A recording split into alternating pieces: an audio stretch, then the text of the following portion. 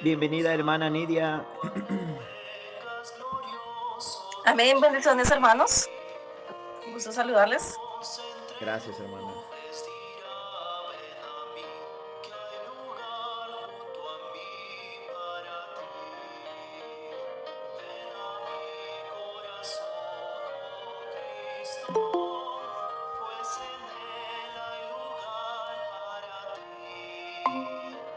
Bien, vamos a dar comienzo, amados hermanos, a nuestro estudio de la lección de la creación a Cristo. Y me gustaría pedirle de favor a nuestra hermana, amada hermana María, si nos puede dirigir en una oración, amada hermana, para poner este tiempo en las manos de Dios. Amén. Buenas noches, hermanos, Dios les bendiga. Padre poderoso, te damos gracias, Señor, por este tiempo, por este nuevo estudio, Señor. Gracias por tu palabra, gracias, Señor, por todo lo que has hecho por nosotros. Gracias, Señor, porque tú nos guías, nos hablas, nos sostienes, Señor. Tu amor infinito es tan grande, Señor, que nosotros no podemos entender las cosas. Te pido que nos ayudes a poder entender, a poder comprender, a poder asimilar, Señor, tu palabra, asimilar este estudio, que tu Espíritu Santo nos lo recuerde, Señor, en los momentos necesarios. Saber, Señor, que todo es tuyo, todo te pertenece aún nuestra vida. Bendice, Señor, este tiempo. Ayúdanos, Padre Santo. Nos declaramos necesitados de ti, necesitados de tu guía, necesitados de tu poder, necesitados de tu sabiduría, Señor, de todo lo que viene de ti. Ayúdanos para poder cada día conocerte aún más, como dice tu palabra, que podamos conocerte, que podamos, Señor, amarte, adorarte, rendirte, Señor, toda la gloria, toda la honra como tú te mereces, Señor, porque no hay palabras para describir todo lo que has hecho, ese sacrificio, ese gran sacrificio en la cruz, Señor, por nosotros, sin merecer absolutamente nada. Bendice la vida de nuestro hermano Martín.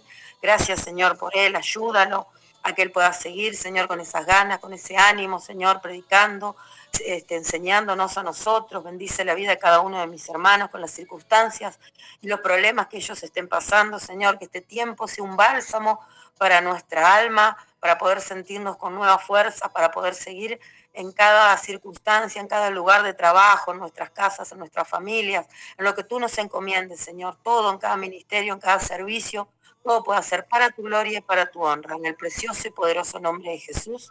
Amén y amén. Amén. Amén. Gracias, hermana María.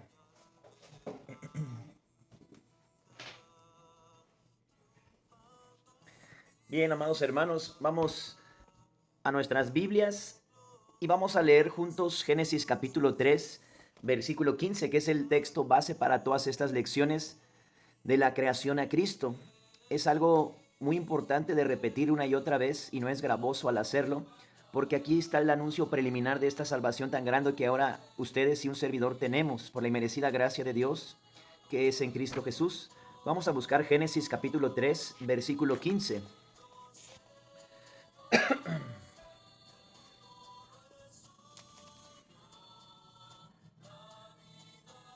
Permítanme leerlo, amados hermanos. Dice la palabra de Dios: y pondré enemistad entre ti y la mujer, y entre tu simiente y la simiente suya. Esta te herirá en la cabeza y tú le herirás en el calcañar. Ahí vemos también en el Salmo 22 que estaba profetizado que agujerarían los manos y los pies de nuestro gran Dios y Salvador Jesucristo. Aquí este versículo se escribió aproximadamente hace 3500 años, Génesis 3:15, el protoevangelio, el anuncio preliminar de esta salvación tan grande y la historia de la descendencia salvífica que fue viajando desde Set, porque recordemos que Caín, hijo del maligno, mató a su hermano Abel, así que Set sustituyó a Abel y fue viajando la simiente salvífica hasta Noé, ya en la era postdiluviniana. Después vemos el pacto de la promesa con Abraham, vemos el pacto davídico. La lección anterior estuvimos viendo sobre el juramento y la promesa, dos cosas inmutables, Hebreos 6:17.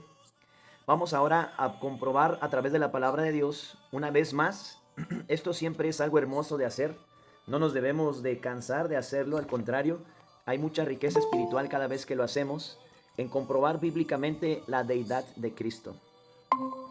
Hace rato le preguntaba a un testigo sin Jehová que me mencionara un solo verso en la Biblia donde dijera Jesús mismo que Él no es Dios.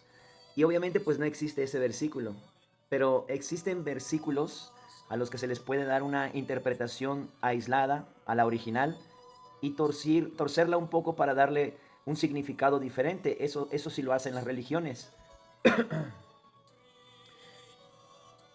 La persona comentaba de este versículo, miren, vamos a Juan capítulo 17, la oración sumo sacerdotal de Cristo.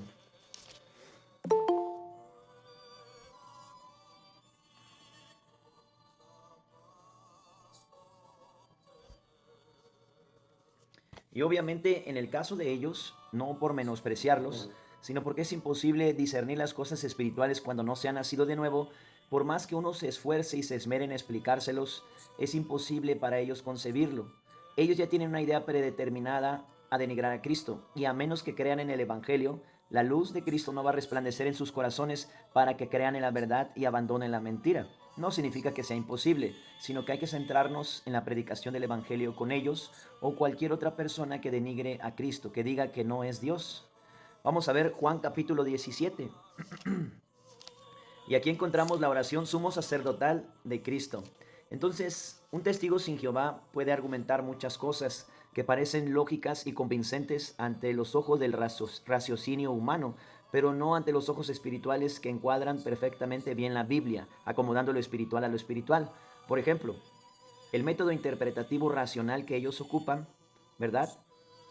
Ellos tratan de alinear la palabra de Dios con su propio pensamiento para poder explicar con sus propias palabras, dentro de su propio criterio personal, algo que leen en la Biblia. Aunque no esté detallado explícitamente, pero ellos van a decir que así es. Y cada vez que diga que Jesucristo es Dios explícitamente, lo cual sí aparece muchas veces en la Biblia, ellos no explícitamente van a tratar de desviar esa verdad. Nosotros en el amor de Cristo hay que seguir compartiendo el Evangelio, sí, resaltando la deidad de Cristo, pero incluyendo de forma simultánea el Evangelio. Hermano John, bienvenido. Hermano John, hermana Ricida, bienvenida. Vean lo que dice Juan capítulo 17, versículo 3. Y esta es la vida eterna, que te conozcan a ti, al único Dios verdadero, y a Jesucristo, su Hijo, a quien tú has enviado. Gracias, hermano. Aquí podemos ver que el Señor Jesús dice estas palabras antes de ser glorificado en la cruz y resucitar de los muertos, en su ministerio privado con sus discípulos. Está a punto de hacer la oración sumo sacerdotal. De hecho, ya la está haciendo. Aquí ya empieza la oración sumo sacerdotal. Él convida a sus discípulos en su ministerio privado, no ministerio público, sino privado solamente con sus discípulos, para que escuchen la oración sumo sacerdotal. Tiene exactamente el mismo modelo del Padre Nuestro que Jesús mismo enseña a sus discípulos en Mateo 6. El mismo modelo viene aquí integrado en la oración sumo sacerdotal de Cristo. Padre nuestro que estás en los cielos, santificado sea tu nombre, venga a nosotros tu reino, hágase tu voluntad, así como en los cielos, así también en la tierra. El pan nuestro de cada día, dánoslo hoy. Perdona nuestras deudas, así como también nosotros perdonamos a los que nos deben, a los que nos ofenden. Recuerden que aparecen dos palabras semejantes en las dos partes donde aparece el Padre Nuestro. No nos dejes caer en tentación y líbranos de todo el mal, porque tuyo es el reino, el poder y la gloria por los siglos de los siglos. Y vemos exactamente la misma estructura de la oración modelo en la oración sumo sacerdotal de Cristo. Él empieza a hablar de sea santificado tu nombre. Y entonces para un testigo sin Jehová, un musulmán o cualquier persona que no crea que Jesucristo es Dios, que por lo tanto no haya nacido de nuevo y no esté sellado con el Espíritu Santo, va a decir, ¿cómo un Dios va a orarle a otro Dios? ¿Cómo un Dios va a orar a sí mismo? Si Jesús es Dios, entonces ¿por qué le oraba al Padre? Y surgen esas incógnitas que no pueden resolverse intelectualmente porque está totalmente fuera de entenderse con el raciocinio humano. No se puede comprender con la metodología común que el humano emplea para discernir alguna verdad del mundo, porque la verdad que está aquí no proviene de este mundo. Jesucristo proviene del cielo, es el pan que descendió del cielo para llenarlo todo, es el verbo eterno del Padre que se manifestó en carne. Necesitamos el Espíritu Santo para entender las cosas celestiales. Jesús mismo le dijo a Nicodemo en Juan capítulo 3, versículo 12, si no creéis las cosas terrenales, ¿cómo creeréis si os dijere las celestiales? Aquí en la oración sumo sacerdotal de Cristo aparecen profetizadas y pedidas por el Señor mismo muchas de esas cosas celestiales que aparecen como ya cumplidas y parte del inventario de la nueva identidad que el creyente tiene en Cristo, puesto en los lugares celestiales, en los primeros 2 capítulos de Efesios, la epístola de los Efesios. Aparecen 27 riquezas de la gloria de su herencia en los santos en luz. Y ahí aparecen aceptos en el amado, hijos en el Hijo, justos en el justo, adoptados como hijos suyos, recibimos el espíritu de adopción, hemos sido perdonados todos nuestros pecados y hemos sido redimidos con la sangre de Jesús. Y ahí viene la lista de las 27 cosas en los primeros 2 capítulos. Bienvenida, hermana Marta. Buenas noches, hermano. Gracias, Bendiciones. hermano. Presente. Y aquí en Juan 17:3 podemos ver la primera parte que Jesús habla del Padre y de sí mismo, que está unido inseparablemente al Padre en cuanto a su divinidad. No entender que el Verbo sale del Padre y toma un cuerpo humano para depositar el pecado de nuestra cuenta en sí mismo, y el Padre recibe el sacrificio del Verbo que salió de su esencia, es no en creer el Evangelio mismo, porque el Padre es el receptor del sacrificio y el Hijo es el sacrificio mismo. Entonces el Espíritu Santo, la persona del Espíritu de Dios dentro del modelo de la Trinidad bíblica, aplica esa salvación tan grande en la regeneración, haciendo nacer de nuevo a los que se arrepienten y creen en Jesucristo como su único y suficiente Salvador. Y después tiene el papel de guiarnos en la vida cristiana, formarnos a la imagen de Cristo y de darnos a conocer todas las cosas que nos han concedido gratuitamente en Cristo Jesús. De acuerdo a lo que dice Juan 16, versículo 11, 12 y 13, Romanos capítulo 8, versículo 29, Primera de Corintios capítulo 2, versículo 12.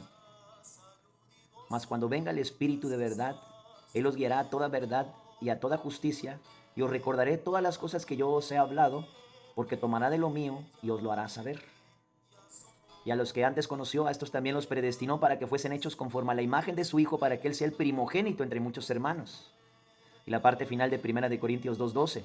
Vamos a buscarlo para que sepamos todo lo que se nos ha concedido en Cristo. Y en el griego original es bien interesante que dice la palabra gratuitamente. En nuestras Biblias traducidas al español no aparece, pero en el griego koiné original dice: conozcamos que el Espíritu Santo nos va a dar a conocer todo lo que nos es concedido gratuitamente en Cristo. Muchos de nosotros queremos ganarnos las bendiciones de Dios, ignorando que Él ya nos bendijo con toda bendición espiritual en los lugares celestiales en Cristo Jesús. Vamos a buscar Primera de Corintios capítulo 2, versículo 12. Y me gustaría pedirle de favor a nuestra amada hermana Beatriz o nuestra hermana María si nos lo pueden compartir. Amén, amado hermano. Primera de Corintios 2:12. Sí, porfa, hermana. Amén. Y nosotros no hemos recibido el espíritu del mundo, sino el espíritu que proviene de Dios, para que sepamos lo que Dios nos ha concedido.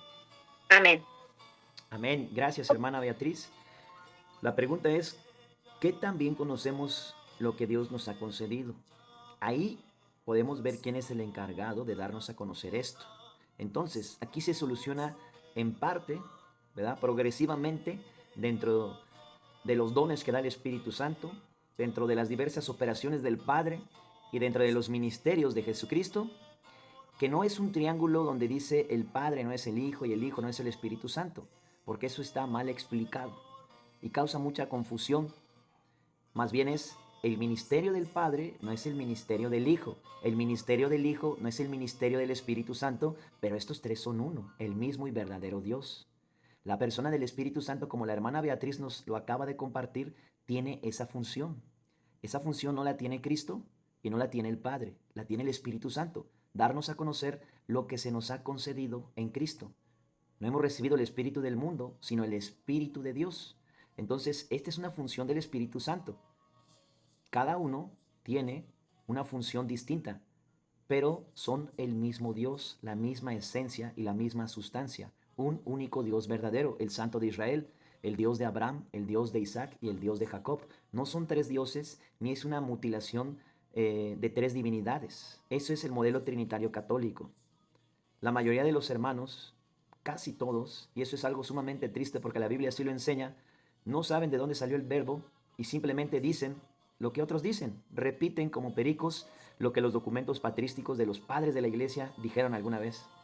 No, el verbo es coeterno con el Padre, pero no explican por qué el verbo salió antes de la fundación del mundo y por qué la gracia de Dios existía desde antes de los tiempos de los siglos. Como dice 2 de Timoteo 1, verso 9, Apocalipsis 13, versículo 8, primera carta de Pedro 1:20.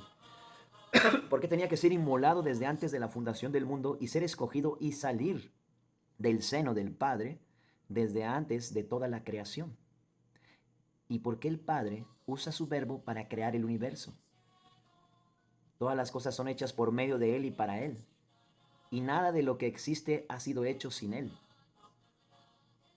Vamos a buscar Juan capítulo 1, versículo 3 y 4. Y quisiera pedirle de favor a la hermana María si nos lo puede compartir. Evangelio de Juan capítulo 1, versículo 3 y 4. Entonces aquí tenemos... Amén. Adelante, hermana, por favor. No, un segundito iba a decir que lo estaba buscando. Juan 1, 3 y 4. Sí, porfa, hermana. Amén. Todas las cosas por Él fueron hechas, y sin Él nada de lo que ha sido hecho fue hecho. En Él estaba la vida, y la vida era la luz de los hombres. Amén. Amén. Aquí la premisa que nos comparte la hermana María viene de Juan 1:1. La premisa es la base fundamental de todo lo que se dice a continuación. Es decir, se está detallando y describiendo lo que se dijo primeramente en versos anteriores. En el contexto eso es importante observar. En el principio era el verbo era con Dios y el verbo era Dios. En el original dice de una forma todavía más contundente. En el principio era el Logos. El Logos era con Dios, o sea, en Dios, estaba unido al Padre. Pero luego dice, no dice como vienen nuestras reinas valeras y el verbo era Dios, dice, y Dios era el verbo. Pone primero a Dios y luego pone el verbo. Y Theos era el Logos. Eso es algo sorprendente. Pero ¿qué hacen las traducciones adulteradas y herejes de las sectas religiosas, como la Nueva Traducción del Mundo? En el principio era el verbo era con Dios y el verbo era un Dios con D minúscula. ¿De dónde se sacaron eso? En la masorética original eso no existe. Eso no está por ningún lado. ¿Qué propósito hay detrás de denigrar la deidad de Cristo? Obviamente que es evidente y lo sabemos. Ahora, ¿qué hay que hacer? No tenemos lucha contra sangre y carne. Nuestro pleito no es contra ellos. Detrás de esa perturbación y ese entenebrecimiento mental que tienen y conciencia cauterizada que tienen, hay una batalla espiritual que los ha cegado a ellos de creer la verdad. No porque Dios no los quiera salvar, sino porque ellos se han rehusado a creer en la verdad. El que cree en el Hijo tiene vida eterna, pero el que se rehúsa a creer en el Hijo de Dios no verá la vida, sino que la ira de Dios está sobre él. Juan 3:36. ¿Cómo explico ahora, con este versículo, poniéndome en los zapatos de alguien así, que enseña ese tipo de herejías y mentiras, que alguien que no es Dios, según ellos, creó el universo, creó el mundo, y que nada de lo que ha sido hecho puede ser hecho sin Él? ¿Se dan cuenta del tremendo problema que ahora tenemos? No nosotros. Ahora, el punto es el siguiente. Si vamos a hablar con alguien así o vamos a estudiar estas cosas que son de gran bendición y edificación para nosotros, siempre debe de conducirlos al Evangelio o al evangelismo, en el caso de que hablemos con este tipo de personas.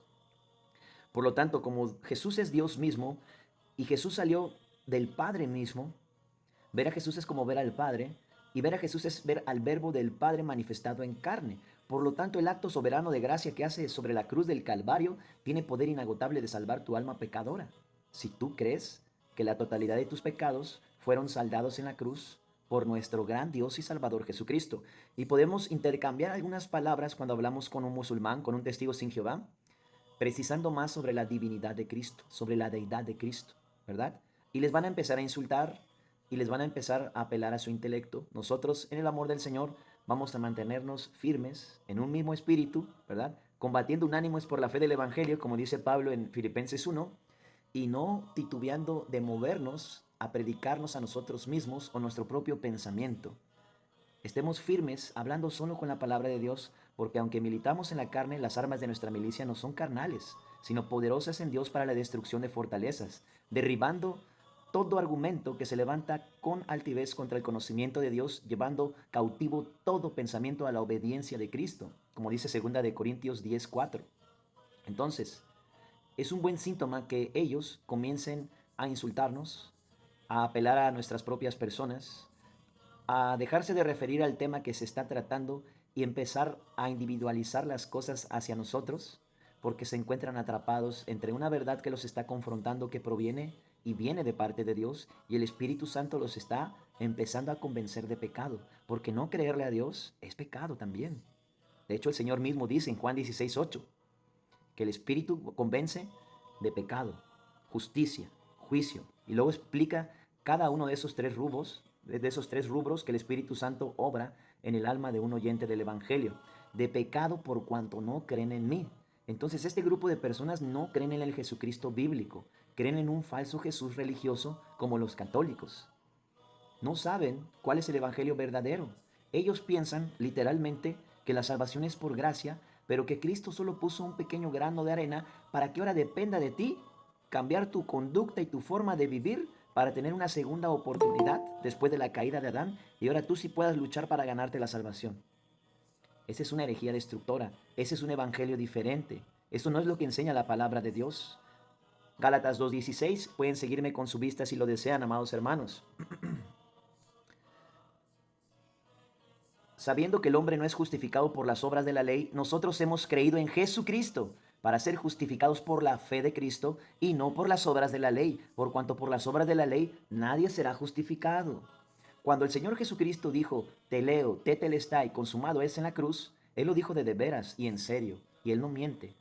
Y si en el antiguo pacto el hijo de Aarón o descendiente de Aarón se olvidaba de un solo pecado, en el efod sumo sacerdotal iban atadas unas campanillas en el fleco de su manto a la parte de abajo, y tenía un lazo amarrado a la cintura cuando estaba dentro del lugar santísimo, por si dejaban de sonar las campanillas del sumo sacerdote, entonces ya sabían los sacerdotes que sí podían entrar al lugar santo, pero no al lugar santísimo, que había muerto el sumo sacerdote, porque se le había olvidado un pecado del pueblo de Israel o de él mismo, ya sea uno propio o del pueblo. Bienvenida, hermana Estela. Y entonces ese sacerdote no sobrevivía, no permanecía vivo.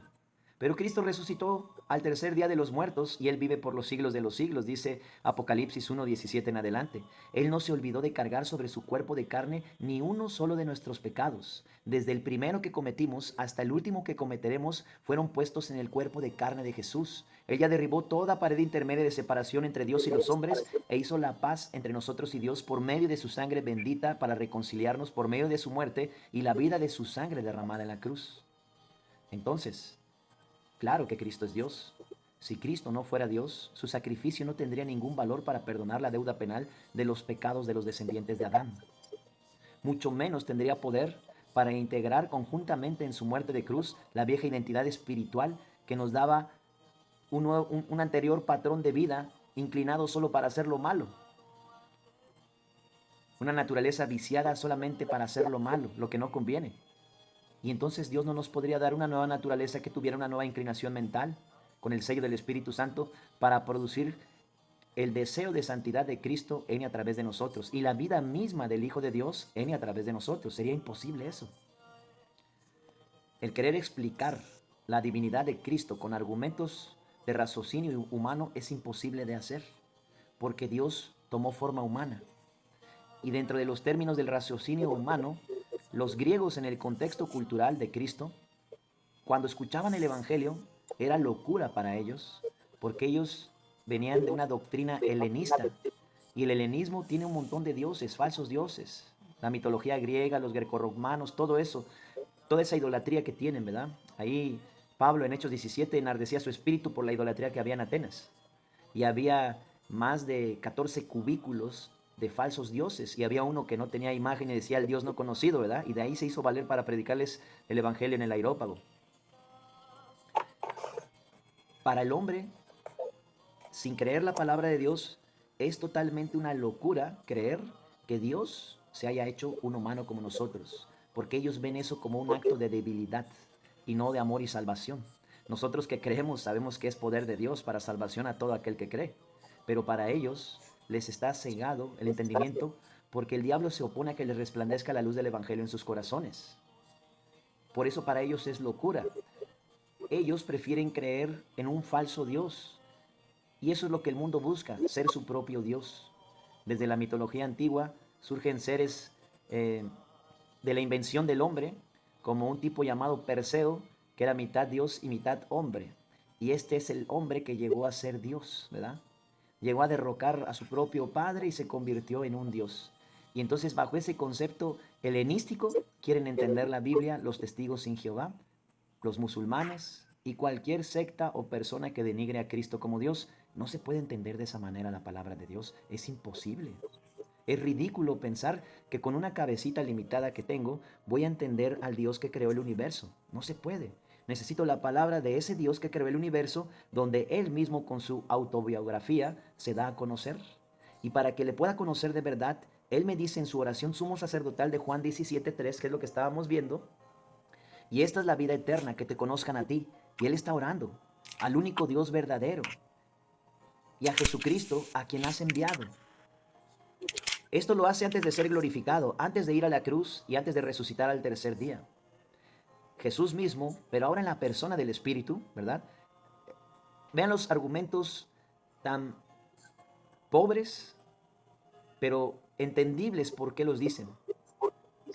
Alguien que no cree que Jesucristo es Dios, pero conoce los versículos donde dicen que sí lo es, te va a decir, es que si la triunidad de Dios fuera bíblica, esto quiere decir que cuando alguien es sellado con el Espíritu Santo, entonces tiene al Padre Jehová viviendo adentro de él, al Hijo Jesucristo viviendo adentro de él y al Espíritu Santo viviendo adentro de él. ¿Cómo caben si son tres? No tienes un cuerpo muy grande para que te quepan tres dioses adentro. Así es como ellos tratan de entender lo que dice la palabra de Dios, ignorando que el Espíritu Santo es el Espíritu del Padre y el Espíritu del Hijo, de acuerdo a lo que dice Romanos capítulo 8, versículo 9. Mas vosotros no vivís según la carne, sino según el Espíritu. Ahí está, el Padre. Y si alguno no tiene el Espíritu de Dios, ahí está el Espíritu Santo. Y si alguno no tiene el Espíritu de Cristo, ahí está el Hijo. El tal no es de él. Va de nuevo, Romanos 8, versículo 9. Mas vosotros no vivís según la carne, sino según el Espíritu. Si es que el Espíritu de Dios mora en vosotros. Y si alguno no tiene el Espíritu de Cristo, el tal no es de él. Ahí tenemos la Trinidad y cómo el Espíritu Santo es el Espíritu tanto como del Padre como del Hijo. Por eso cuando vemos textos que lo explican con toda claridad para los que ya han sido nacidos de nuevo y tenemos el Espíritu Santo y que no estamos apoyándonos en nuestra propia prudencia o sabiduría humana para entender la Biblia, porque sabemos que la sabiduría de este mundo es animal, terrenal y diabólica, y Dios enloqueció la sabiduría de los sabios y a Él le plació darse a conocer y salvar a los hombres por medio de la locura de la predicación, como dice Primera de Corintios capítulo 1, versículo 21. Y el capítulo 2 también habla de eso. Entonces, nosotros cuando vemos Colosenses 2, versículo 9, podemos entender por la gracia de Dios, no porque seamos sabios en nosotros mismos, sino porque el Espíritu Santo nos enseña todas las cosas, que en Jesucristo habita corporalmente toda la plenitud de la deidad. Y nosotros estamos completos en Él, porque como Él es Dios, estoy completo en Él. Y completo es completo, no se le puede añadir algo más. Pero ellos, como no creen que Jesucristo es Dios, ellos tratan de añadirle algo más a su salvación porque no creen en el Evangelio. ¿Se dan cuenta cómo es un problema fatal no creer que Jesucristo es Dios? ¿Cómo altera y va ligado con una doctrina esencial que es el Evangelio? La deidad de Cristo es una doctrina esencial, hermanos. Cuando una persona no cree que Jesucristo es Dios, está bloqueando el Evangelio de la salvación, porque entonces no puede quedar completamente perdonado por la muerte de Cristo en la cruz.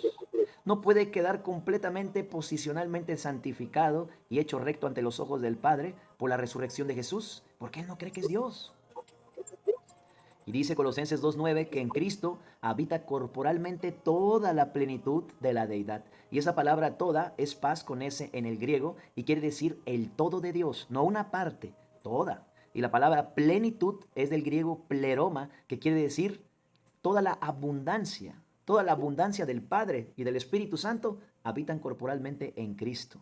Por lo tanto, el no entender que Dios, al ser santo y justo y no quebranta sus propias leyes, preceptos, estatutos y edictos, Él mismo se introdujo en las leyes de su propia creación en la persona del Verbo, Jesucristo.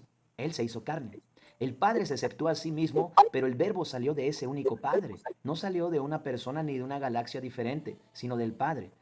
Y el Espíritu Santo es enviado por el Padre y por el Hijo y cumple la función del segundo testigo dentro del ministerio público y privado de Jesucristo, tal como Jesús mismo lo afirmó en Juan capítulo 8, versículo 12, cuando dijo, yo soy la luz del mundo, el que me sigue no andará en tinieblas. Estos andan en tinieblas porque no creen cuando Jesús dice yo soy. ego y mí en el griego. ¿Saben qué dicen ellos? Que entonces también el ciego de nacimiento, que fue expulsado de la sinagoga cuando lo entrevistaron los judíos y le dijeron, ¿quién te abrió los ojos? ¿Verdad?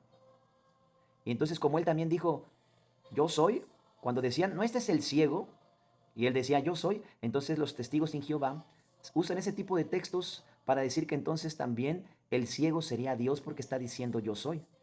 Eso, amados hermanos, es hacer pedazos una porción de la escritura, porque en el contexto el ciego está hablando de un milagro que el Mesías le hizo. No fue él quien hizo el milagro, fue Jesús quien hizo el milagro a este ciego.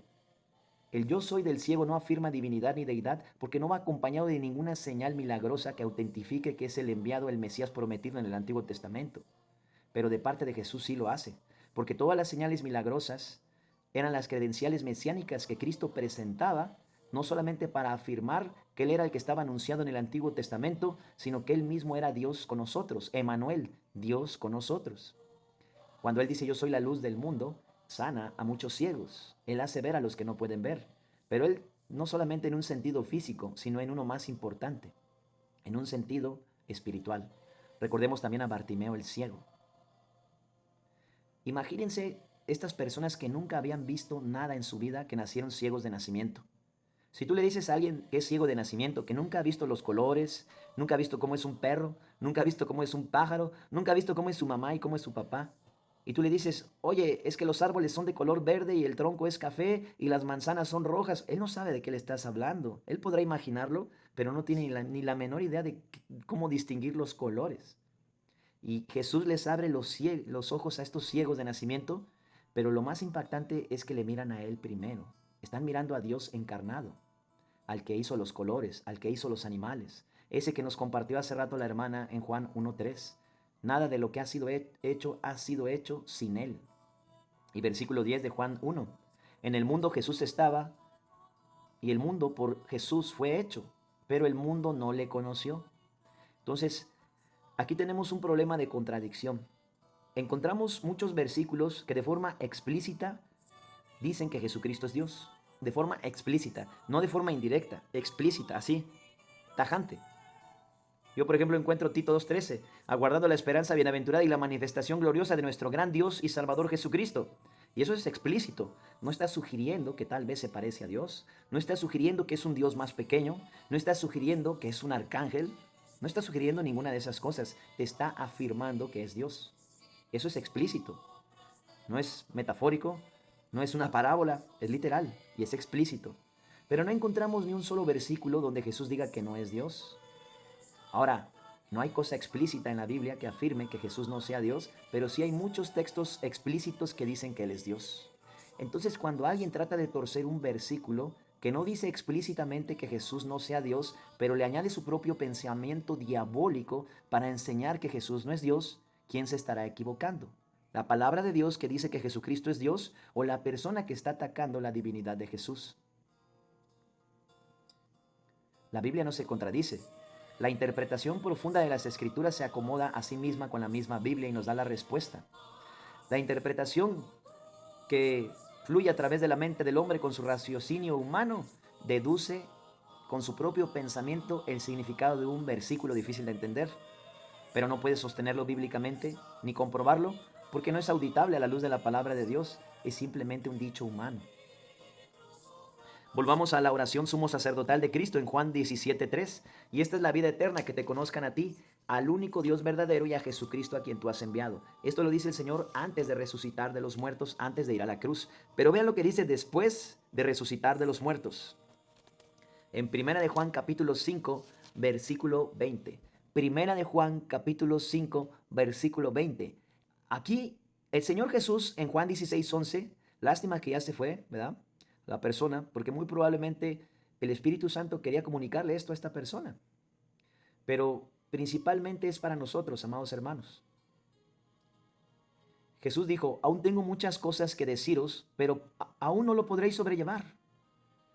Cuando Él dice en su oración sumo sacerdotal, y esta es la vida eterna, que te conozcan a ti, el único Dios verdadero, y a Jesucristo a quien tú has enviado, después de resucitar de los muertos, después de haber enviado la promesa del Padre, el Espíritu Santo a los creyentes, que la iglesia ya estaba bien establecida y creciendo en toda la tierra, principalmente en Asia Menor, ahora Jesús dice, en la persona del Espíritu Santo, a través del apóstol Juan, que era la pluma que el Espíritu Santo utilizó para escribir esta epístola, el mismo versículo que él citó en su ministerio terrenal, en la oración sumo sacerdotal de Juan 17, verso 3, pero de una forma más profunda y más explícita. Tomen en cuenta algo, el contexto. ¿Qué se escribió primero? ¿El Evangelio de Juan o Primera de Juan? La respuesta es, primero se escribió el Evangelio de Juan, fue el último de los 4 evangelios en escribirse y tiene un 92% de exclusividad contra los otros 3 evangelios, los sinópticos. Pero la primera carta de Juan, que son epístolas de santificación, se escribieron muchísimo tiempo después del Evangelio de Juan. Casi al mismo tiempo de Apocalipsis. 90 años después de Cristo. El libro de Apocalipsis se estima que aproximadamente 92, 95 años después de Cristo. Pero este se escribe 90 años después de Cristo. Vean lo que dice Primera de Juan 5:20. Y aquí el Señor Jesús ya puede hablar de forma más profunda y explícita porque el Espíritu Santo ya está en ellos, ya está en la iglesia, ya está operando el Espíritu Santo en la iglesia de Dios, ya está la casa de Dios, la iglesia del Dios viviente, columna y baluarte de la verdad. Entonces ya pueden recibir esta revelación suprema que está escrita en el Nuevo Testamento y vean lo que dice. Primera de Juan 5:20. Pero sabemos que el Hijo de Dios ha venido. ¿Quién es el Hijo de Dios? Jesucristo. ¿Quién es Jesucristo? El Verbo del Padre. ¿Y quién es el Verbo del Padre? Dios mismo. Es el mismo Dios que el Padre, pero con una misión diferente al Padre, con un ministerio diferente al Padre, un testigo diferente al Padre. Pero es el mismo Dios. ¿Se dan cuenta? Pareciera que lo que estoy diciendo es una paradoja, una contradicción, pero no lo es. Jesucristo dijo en Juan 10, yo y el Padre uno somos. Vean lo que dice el versículo 20. Pero sabemos que el Hijo de Dios ha venido y nos ha dado entendimiento para conocer al que es verdadero. Y cada vez que alguien está diciendo que Jesucristo no es Dios, está diciendo que Jesucristo no es verdadero. Y eso, estimados hermanos, es una herejía del tamaño del mundo y del tamaño del infierno. Vean lo que dice aquí. Y nos ha dado entendimiento para conocer al que es verdadero y estamos en el verdadero. ¿Qué dice Juan 17:3? Que te conozcan a ti, al único Dios que verdadero. Pero aquí de forma más profunda, después de resucitar de los muertos, décadas después, ¿qué dice? Y estamos en el verdadero, en su Hijo Jesucristo. Este es el verdadero Dios y la vida eterna. Y el 21 me encanta. No podemos hacer 3 dioses, ni 4 dioses, ni 5 dioses. Ya salió por ahí uno que dice que es cuatrinitario, algo así. Allá en Argentina, ¿verdad? Yo me quedo, ¿de dónde saca ahora que son 4 personas, no? Entonces, eso no lo encontramos en la palabra de Dios. Es que la hermana María es de Argentina. Sí, yo me quedé impresionado de eso y espantado también. Exactamente, espanta. Sí, hermana, de hecho, estaba en uno de los grupos y cuando empezó a decir eso, me acuerdo que rápido fui a sacarlo, pues porque me espantó. ¿De dónde se saca esas cosas esta persona, no? Es tremendo eso. Pero vean, pero sabemos que el Hijo de Dios ha venido y nos ha dado entendimiento para conocer al que es verdadero y estamos en el verdadero en su Hijo Jesucristo.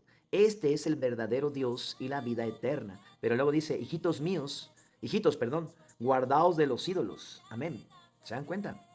Está diciendo en el versículo 20 que Jesucristo es Dios y luego está diciendo que nos guardemos de los ídolos. Jesucristo no es un Dios más pequeño. Jesucristo no es un ídolo. Jesucristo es Dios. No importa si no lo entendemos del todo, no importa si las explicaciones de algunos hermanos contradicen algunos puntos principales de la deidad de Cristo expuesta en la Biblia. Nosotros vamos a creer a lo que dice la palabra de Dios o vamos a creer lo que dicen los hombres. No, es que la confesión de Westminster en el año... No, a mí no me importan las confesiones cristianas, a mí me importa la palabra de Dios. No estoy diciendo que las confesiones cristianas sean malas, pero yo no puedo hacer doctrina de una confesión cristiana. No puedo hacer doctrina de lo que un grupo de creyentes siglos después de que se cerró el canon, opinan acerca de algo que está escrito en la Biblia, porque tengo la fuente directa de primera mano, la misma palabra de Dios. No tengo por qué ir a ver fuentes premasticadas para que un hermano que opinó acerca de una doctrina que está en la Biblia me diga, mira, aquí está la fuente, pero no vengas a tomar directamente de ella, mejor te doy un pequeño vaso. No, podemos ir directamente a la fuente, a Cristo. Tenemos el Espíritu de Él. Él ha hecho brotar una fuente de agua viva en nuestro interior. Tenemos vida eterna en Cristo Jesús. Consultémosle a Él y pidámosle sabiduría. Vamos a continuar con la oración sumo sacerdotal de Cristo en Juan 17. Y vean lo que dice el versículo 9. El 6, perdón. He manifestado tu nombre. La palabra manifestado es fareno en el griego. Quiere decir que Cristo dio evidencia presente del Padre en un cuerpo humano. ¿Cómo? Al ser el verbo del Padre, es como ver al Padre mismo.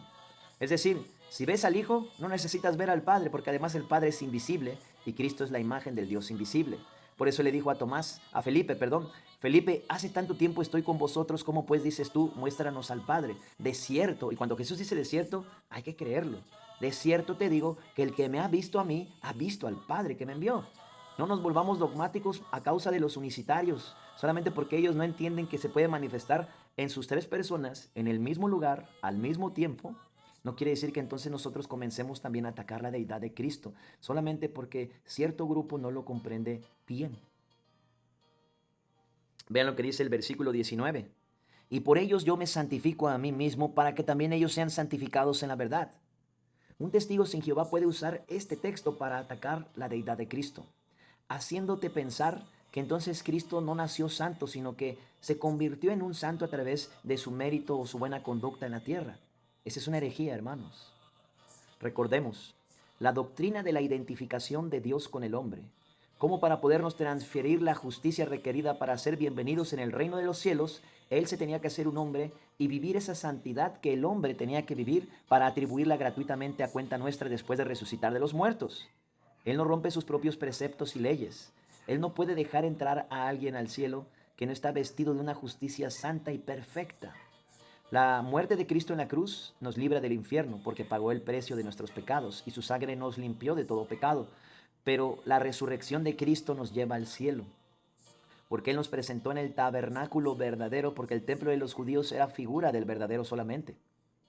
Y dice Colosenses 1:22 que Jesucristo en su cuerpo de carne nos reconcilió por medio de su muerte para presentarnos en ese tabernáculo verdadero, sin mancha, irreprensibles, delante de su gloria. Somos santos por la santidad que Cristo tuvo en su ministerio terrenal. Ahora el Padre nos mira en los méritos perfectos y en la aprobación con la que su Hijo amado Jesucristo merece ser aprobado. Ya no nos mira en la aprobación con la que Adán merecía ser aprobado, porque eso nos llevaba a la muerte y al infierno. Ahora el Padre nos mira en la justicia perfecta de su Hijo.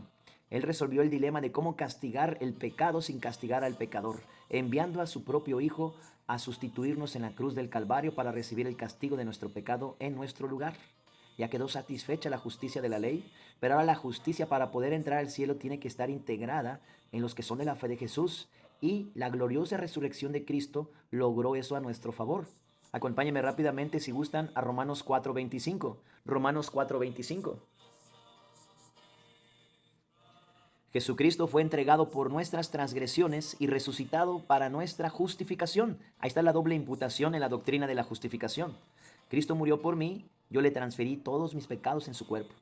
Ya no son míos, ahora son de Él porque Él los puso sobre su cuerpo. Al que no conoció pecado, por nosotros lo hizo pecado para que nosotros fuésemos, y ahí viene la doble imputación, la segunda imputación, fuésemos hechos justicia de Dios en Cristo. Pero Cristo resucitó para que fuéramos justificados, para que ahora la justicia que yo no tengo, pero que Cristo sí tiene, sea mía. Entonces, cuando uno recibe a Cristo como su único y suficiente Salvador, no solamente sus pecados quedaron puestos en ese único sacrificio hecho una sola vez hace 2000 años en la cruz, sino que también esa justicia requerida para ser bienvenidos en el reino de los cielos fue imputada, atribuida, transferida gratuitamente por la fe al que cree y recibe a Cristo como Señor y Salvador. Entonces ya puede ir al cielo si muere la persona. De hecho, ya está inscrito en el libro de la vida. De hecho, ya está puesto posicionalmente en los lugares celestiales. Tiene un nuevo estado eterno posicional presente a la diestra de Cristo, tal como nos enseña Efesios 2:6. y juntamente con Él nos resucitó y asimismo nos hizo sentar en los lugares celestiales con Cristo Jesús. Esa unión es irrompible, porque Él está sentado a la diestra del Padre, intercediendo perpetuamente por nosotros, como dice Hebreos 7:25. Por lo tanto, al nosotros estar sentados con Él, la palabra que se usa juntamente con Él nos resucitó, de Efesios 2:6, viene del griego sun egeiro, y la palabra sun implica una unión irrompible.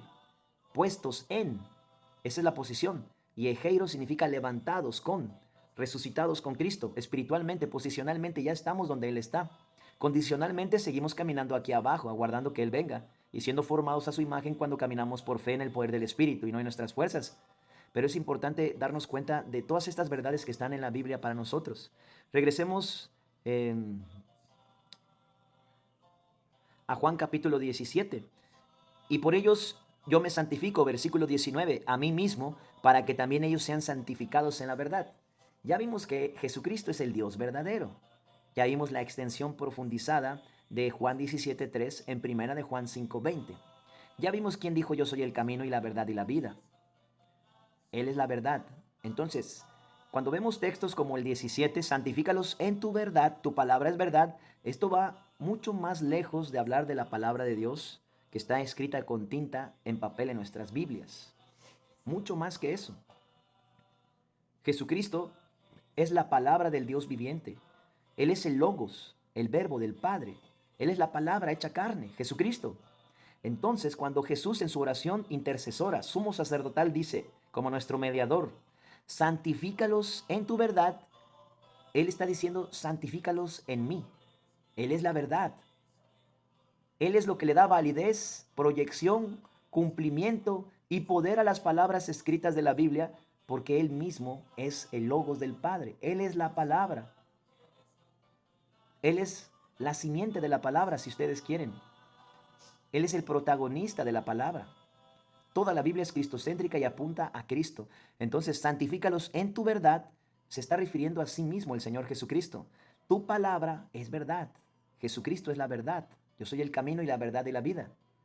Obviamente que la palabra de Dios escrita en nuestras Biblias, salida de la boca de Jesús, es verdad también, porque el Logos, la verdad de Dios, lo proclamó y lo dijo y quedó plasmado en nuestras Biblias. Santifícalos en tu verdad, tu palabra es verdad. Vean el 19, y por ellos yo me santifico. Es decir, Jesucristo es Dios, Él es santo, santo, santo, pero en su condición de siervo doliente, Él tiene que experimentar el quebranto, Él tiene que ser el rey de las aflicciones, Él tiene que ser perfeccionado en las aflicciones en su condición humana, no porque Él fuera imperfecto, sino porque Él tiene que cumplir toda justicia de parte nuestra, como le dijo a Juan el Bautista cuando fue bautizado por Él en el río Jordán. Mateo capítulo 3, versículo 15. Él cumplió toda la justicia necesaria que el creyente necesita para ser bienvenido en el reino de los cielos en su calidad del siervo doliente, en su condición temporal como el Hijo del Hombre antes de resucitar de los muertos, para legalmente podernos transferir la justicia perfecta imputada gratuitamente por la fe cuando nosotros creímos en nuestro corazón que Dios le levantó de los muertos, porque con el corazón se cree para justicia, pero con la boca se confiesa para salvación. Romanos 10, 9 y 10. Vean, el Espíritu Santo, hay dos versículos en la Biblia, uno donde dice que el Padre resucitó al Hijo y otro donde dice que el Espíritu Santo resucitó al Hijo. De esos textos también se hacen valer las sectas religiosas para denigrar a Cristo. Es algo tremendamente triste que no puedan entender el ministerio santificante del Hijo en su condición del siervo doliente para cumplir de parte nuestra toda justicia. Él no es como esos gobernantes corruptos que si su familiar es metido a la cárcel, mueve sus influencias políticas para deliberadamente, rompiendo todas las leyes, las normas y la constitución misma, sacar a su familiar de prisión de forma ilegal, ilegítima. Dios no hace eso, Él es justo y Él es santo. Así que Él no solamente recibe el castigo de nuestra paz al ser molido en la cruz por nuestros pecados, sino que Él, el Cordero, también vive esa vida santa y perfecta, experimentando toda tentación, toda aflicción, todo quebranto que un ser humano puede pasar a lo largo de su vida y más que cualquiera de todos nosotros juntos, para demostrar que Él es el Cordero Pascual perfecto, la ofrenda perfecta del sacrificio que el Padre acepta con gran alegría. Por eso el Padre dijo, este es mi Hijo amado en quien tengo gran complacencia. Por eso el Padre dijo en Juan 12, lo he glorificado y lo volveré a glorificar. Y por eso también dijo en Mateo 17, este es mi Hijo amado, a él oíd, en el monte de la transfiguración. Juan 17, 19, y por ellos yo me santifico a mí mismo para que también ellos sean santificados en la verdad. Está hablando en su humanidad, en su calidad del siervo doliente. Vayamos a Hebreos capítulo 2. Hebreos capítulo 2.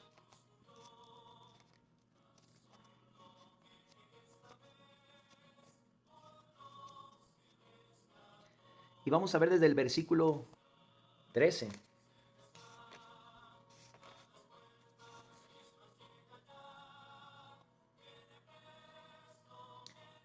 Vean el versículo 10. Voy a leer desde el versículo 10. Aquí está la doctrina de la identificación de Dios con el descendiente de Adán. El pecado entró por un cuerpo de carne, sangre y huesos en la dispensación de la inocencia, en el Edén.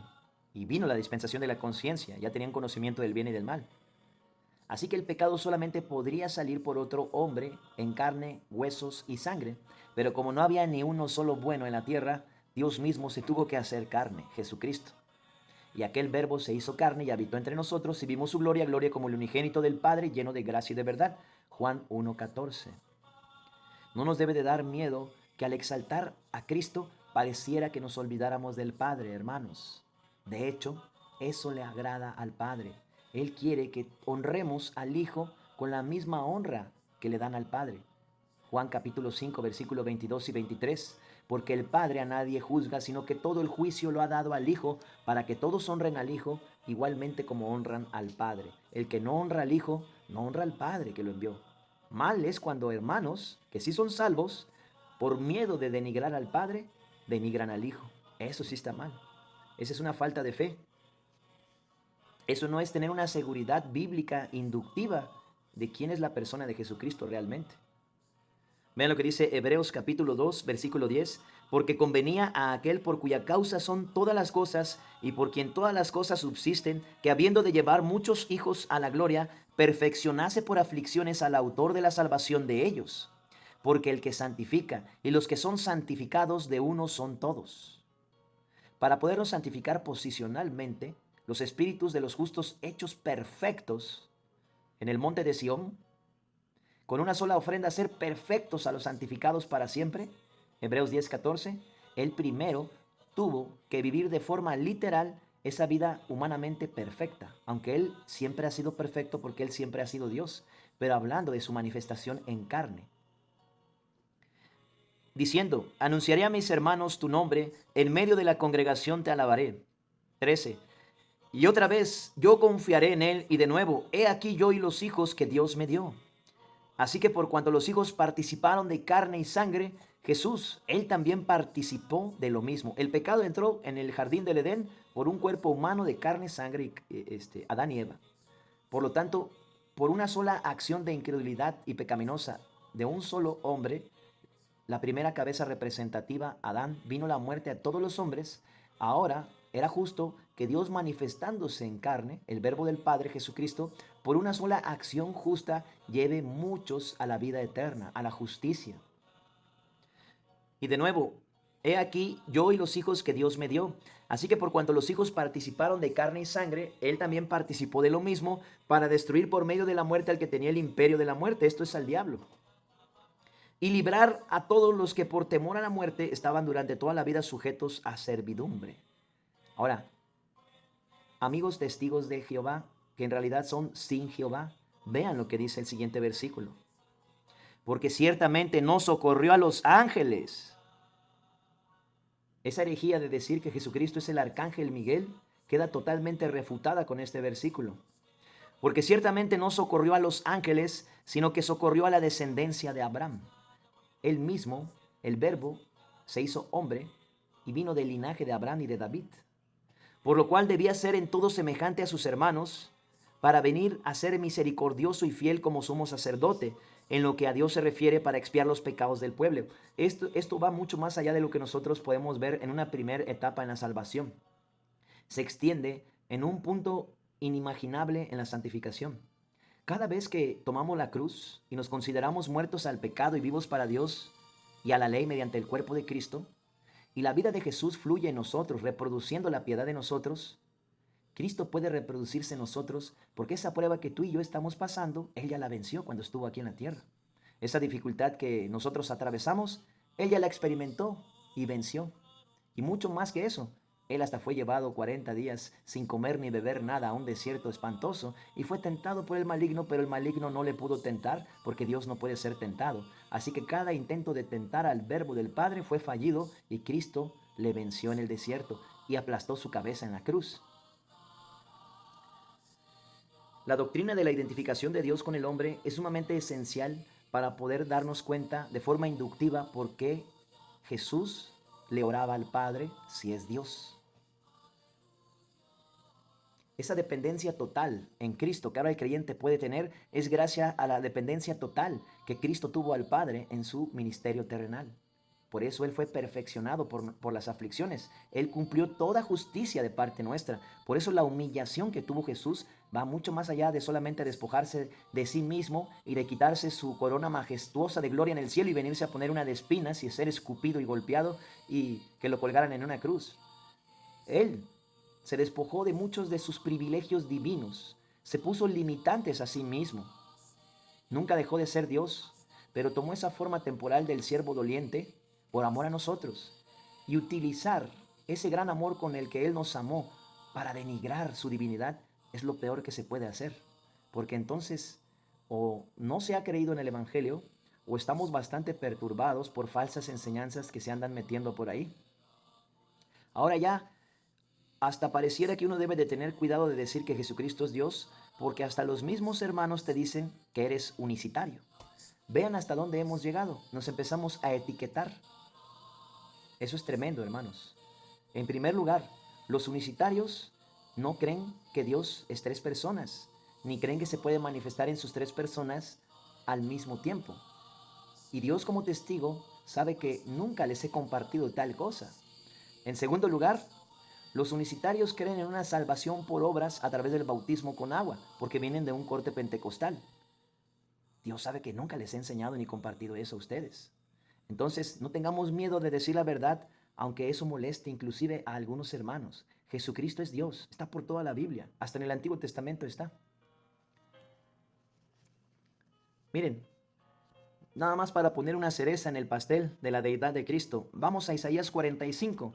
Este ya lo hemos visto muchas veces, pero me encanta este versículo porque la verdad a mí me dejó consternado de una manera buena, no hablando de una manera mala, sino muy impresionado de esto, pues. O sea, verdaderamente observar este texto en la Biblia y Filipenses 2, versículo 8 y 9, y no creerlo, pues es preferir creer la mentira en vez de la verdad.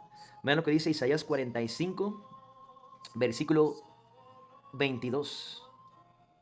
Y en el versículo 21 está hablando Jehová. Voy a leer desde el 21 para que veamos y observemos quién está hablando aquí, quién está dando el mensaje, ¿verdad? Para que tengamos el contexto, la observación, la interpretación y lo apliquemos correctamente en una concatenación que vamos a hacer con Filipenses 2, versos 8 y 9.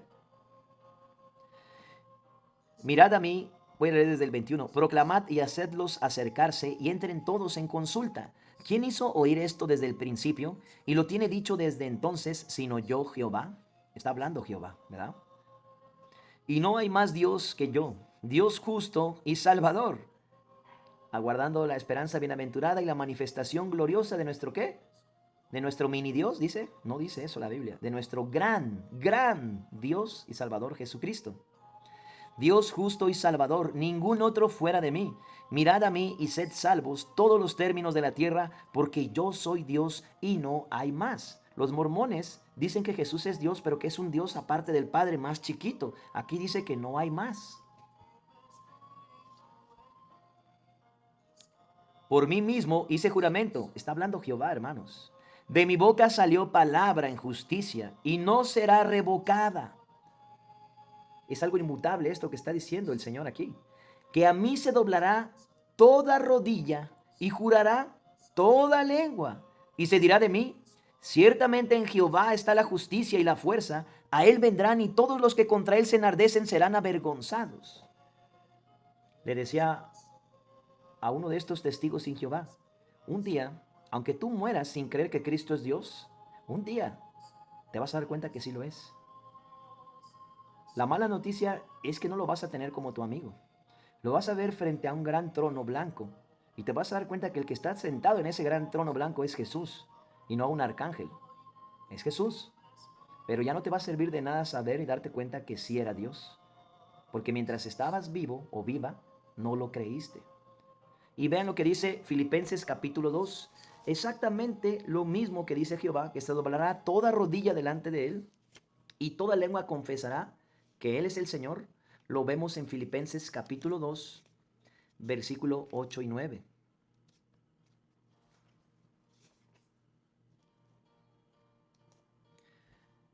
Desde el 8.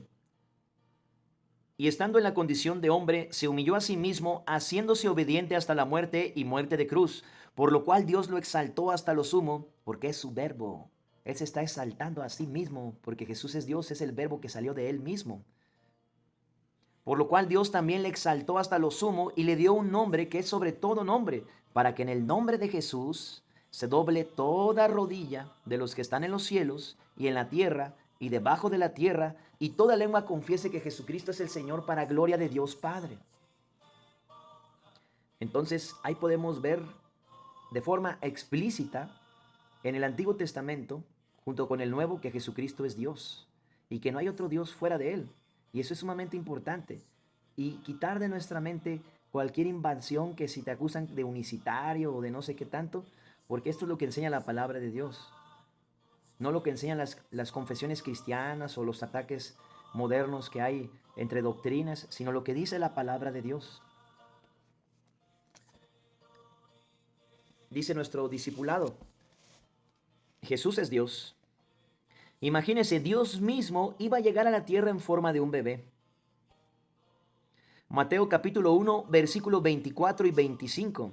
Si alguien lo quiere compartir, adelante, amados hermanos. Mateo capítulo 1, versículos 24 y 25.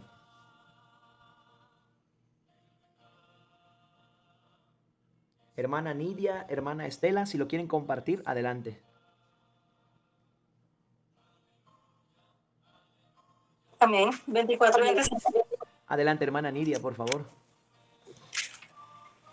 Y despertando José del sueño, hizo como el ángel del Señor le había mandado y recibió a su mujer. Pero no la conoció hasta que dio a luz a su hijo primogénito y le puso por nombre Jesús. Amén. Recuerden que el nombre de Jesús es Dios Salvador o Dios salva, ¿verdad? Salvador. José creyó a Dios y tomó a María como su esposa, seguramente que tuvieron muchos problemas de parte de quienes les rodeaban. José creyó a Dios y tomó a María como su esposa. Profecías cumplidas. Vamos a Miqueas capítulo 5, versículo 2. Miqueas capítulo 5, versículo 2. Le toca a nuestra amada hermana Estela o nuestra hermana Marta. Miqueas capítulo 5, versículo 2. Yo lo busco, hermano, ¿vale?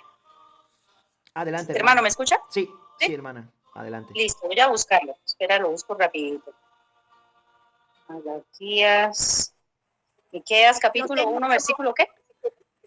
5, versículo 2. 5. Yo busqué el 1. Espéreme un segundito, porque escuché Miqueas 1. Miqueas 5, versículo 2. Ya lo tengo. Sí. Pero tú, oh Belén Efrata, eres solo una pequeña aldea entre todo el pueblo de Judá. No obstante, en mi nombre saldrá de ti un gobernante para Israel, cuyos orígenes vienen desde la eternidad. Amén. Amén. Gracias, hermana Marta. ¿Cómo está Bien. eso? Cuyos orígenes vienen desde la eternidad. La Reina Valera dice, sus entradas son desde el principio, desde la eternidad. O sea, porque el verbo sale del Padre en la eternidad. Es decir, no existía ninguna creación, no existía ningún ser espiritual, no existía Satanás cuando Jesús, el verbo, salió del Padre. Por eso dice que fue inmolado desde antes de la fundación del mundo, en Apocalipsis 13:8 y en Primera de Pedro 1:20. Y esa es la parte del rompecabezas que le falta a la mayoría de los hermanos. Por eso, cuando tú les dices que Jesucristo es Dios de forma tan contundente, te confunden con un unicitario. Esa parte faltante del rompecabezas, del mecanismo de acción del Dios Trino, está en la Biblia. No me la inventé yo, hermanos. Siempre ha estado en la Biblia, siempre. Desde que mi tatarabuelita, mi tatarabuelito ya estaba la Biblia y ya estaba eso escrito en la Biblia. Siempre ha estado ahí. ¿Qué pasa con nosotros? Que estamos viendo qué dicen otros hermanos en vez de ver qué dice Dios. Y por eso no nos enseña el Espíritu Santo estas cosas de forma personal. Los hermanos de la primera iglesia lo tenían bien claro. Por eso está en la Biblia, porque el Espíritu Santo se los revelaba y ellos lo tenían clarísimo eso. Por eso Pedro dice que él fue escogido, inmolado, el Cordero desde antes de la fundación del mundo, y por eso el apóstol Juan, el Espíritu Santo hizo que grabara fielmente en la Biblia esas palabras exergomai que aparecen un montón de veces en el Nuevo Testamento. Yo salí de Dios y vine al mundo, salí del Padre. Y ya vimos la tremenda diferencia entre exergomai, salí de Dios, a fui enviado por el Padre. Son dos conjunciones de dos enunciados que significan dos cosas distintas. Fui enviado del Padre porque estaba en la presencia del Padre, pero salí del Padre es otra cosa muy diferente. Por eso Jesús dice, no salí de mí mismo, sino que salí del que me envió. Y separa las dos cosas, salir de enviar. Vamos a verlo. Juan capítulo 8, versículo 41 y 42. Eso resuelve todo el dilema, toda la discusión que se traen trinitarios, unicitarios, binitarios jerárquicos, lo solo Jesús y todas esas cosas que andan por ahí. Esa es la pieza del rompecabezas bíblico que les hace falta para entender por qué hay una pluralidad que los unicitarios no quieren reconocer en Génesis 1:26. Hagamos al hombre conforme a nuestra imagen y conforme a nuestra semejanza. Y que en Génesis 11 en la Torre de Babel vuelve a repetirse esa pluralidad. Bajemos y confundamos sus idiomas. ¿Por qué existe una pluralidad en Dios? Porque el verbo ya había salido del Padre. Y el Espíritu es el Espíritu del Padre y el Espíritu del Hijo. Vamos a ver lo que dice Juan 8, versículo 41-42. Entonces esa es la verdadera Trinidad bíblica. No porque yo lo esté inventando, hermanos. Está en la Biblia. Siempre ha estado ahí. Nada más que nosotros nos hemos vuelto muy religiosos. Nada más repetimos lo que dicen los demás. Ah, sí, mira, te voy a enseñar la Trinidad. Te voy a enseñar un triangulito. El Padre no es el Hijo. Eso no está en la Biblia. Estamos enseñando argumentos humanos. Enseñamos la palabra de Dios. Imagínate a los apóstoles que eran hombres del vulgo, que eran pescadores y que no eran hombres letrados. Y que escuchan a uno diciendo, es que mira, la hipóstasis de Dios en este triángulo te lo voy a enseñar. Mira, el Padre no es el Hijo. Ellos van a decir, yo ni sé qué es eso. Vayamos a lo que dice la palabra de Dios. Vean lo que dice Juan capítulo 8, versículo 41 y 42. Pero ya hay algunos hermanitos que piensan que son más sabios que los apóstoles hoy en día. Y en vez de predicar fielmente la palabra de Dios, empiezan a predicar con palabras rebuscadas, con términos de debate que no edifican y que solamente son para contender. Y no predican el Evangelio. Y piensan ellos que predican el Evangelio. O sea, no salen de las redes sociales, no salen a la calle a predicar el Evangelio cara a cara. Yo no sé qué van a hacer el día que se encuentren con un católico que los reconozca en la calle y les diga, a ver, ahora sí que no estás con la inteligencia artificial, que no estás con el Google, que no vas a poder googlearle, a ver, respóndeme esto. Ahí van a encontrar algo de verdad, ¿verdad? Hay que evangelizar de veras, no detrás de una computadora, detrás de un celular. Vean lo que dice Juan capítulo 8, verso 41 y 42. Hermana Estela, adelante, amada hermana. Amén. Buenas noches, hermano.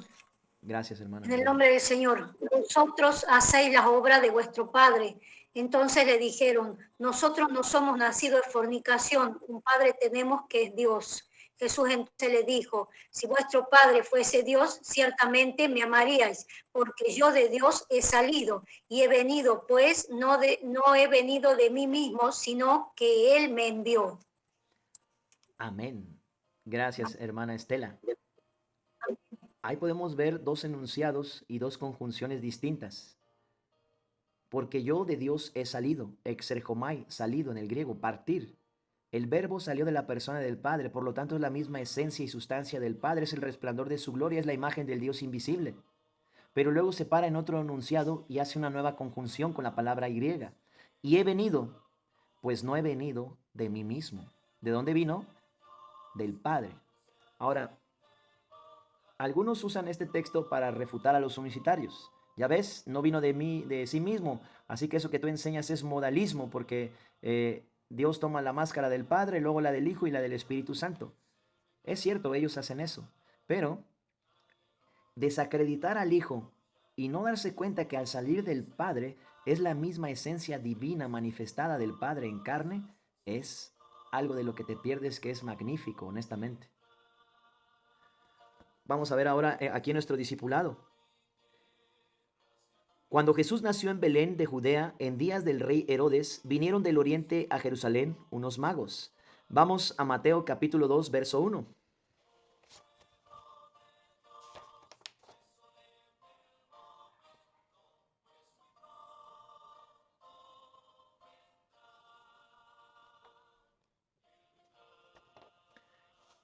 Hermana Lilia, si lo quieres compartir, hermana Lilia o hermano John, adelante.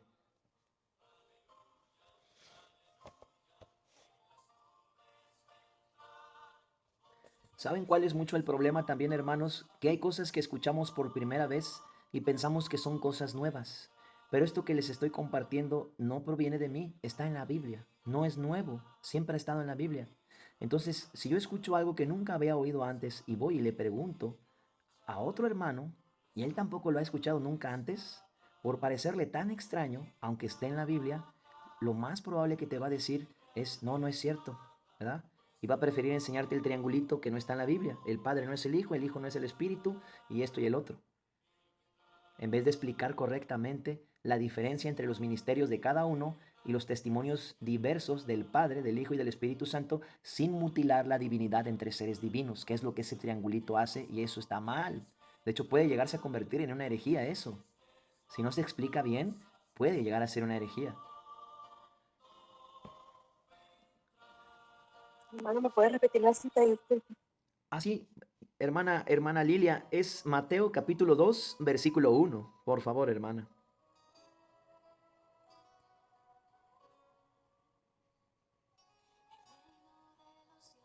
Mateo capítulo 2, versículo 1. La visita de los magos. Cuando Jesús nació en Belén de Judea, en días del rey Herodes, vinieron de oriente a Jerusalén unos magos. Amén. Gracias, hermana Lilia. Acompáñame rápidamente para ver esta profecía dicha hace 3500 años en el libro de los números. Y recuerden que esto va de la mano con la parte del libro de Apocalipsis que dice, la estrella resplandeciente de la mañana. Estamos estudiando la Nueva Jerusalén en la escatología bíblica de los jueves y vemos un texto que es complejo, porque recuerdo la primera vez que leí ese versículo, hermanos, pensé, ¿por qué Jesús dice que es la estrella resplandeciente de la mañana y se le dice a Satanás que es el lucero de la mañana? Eso me provocó confusión, o sea, estaba confundido, no entendía, ¿no? Me acuerdo que le pregunté al pastor en ese entonces, pero la respuesta que me dio, honestamente, no quedé satisfecho, honestamente, hermanos. Y ya años después, el Señor me lo mostró aquí mismo, ¿verdad? En la palabra de Dios, en Números capítulo 24. Entonces vean cómo se conecta en tiempo futuro esto de la estrella de Belén.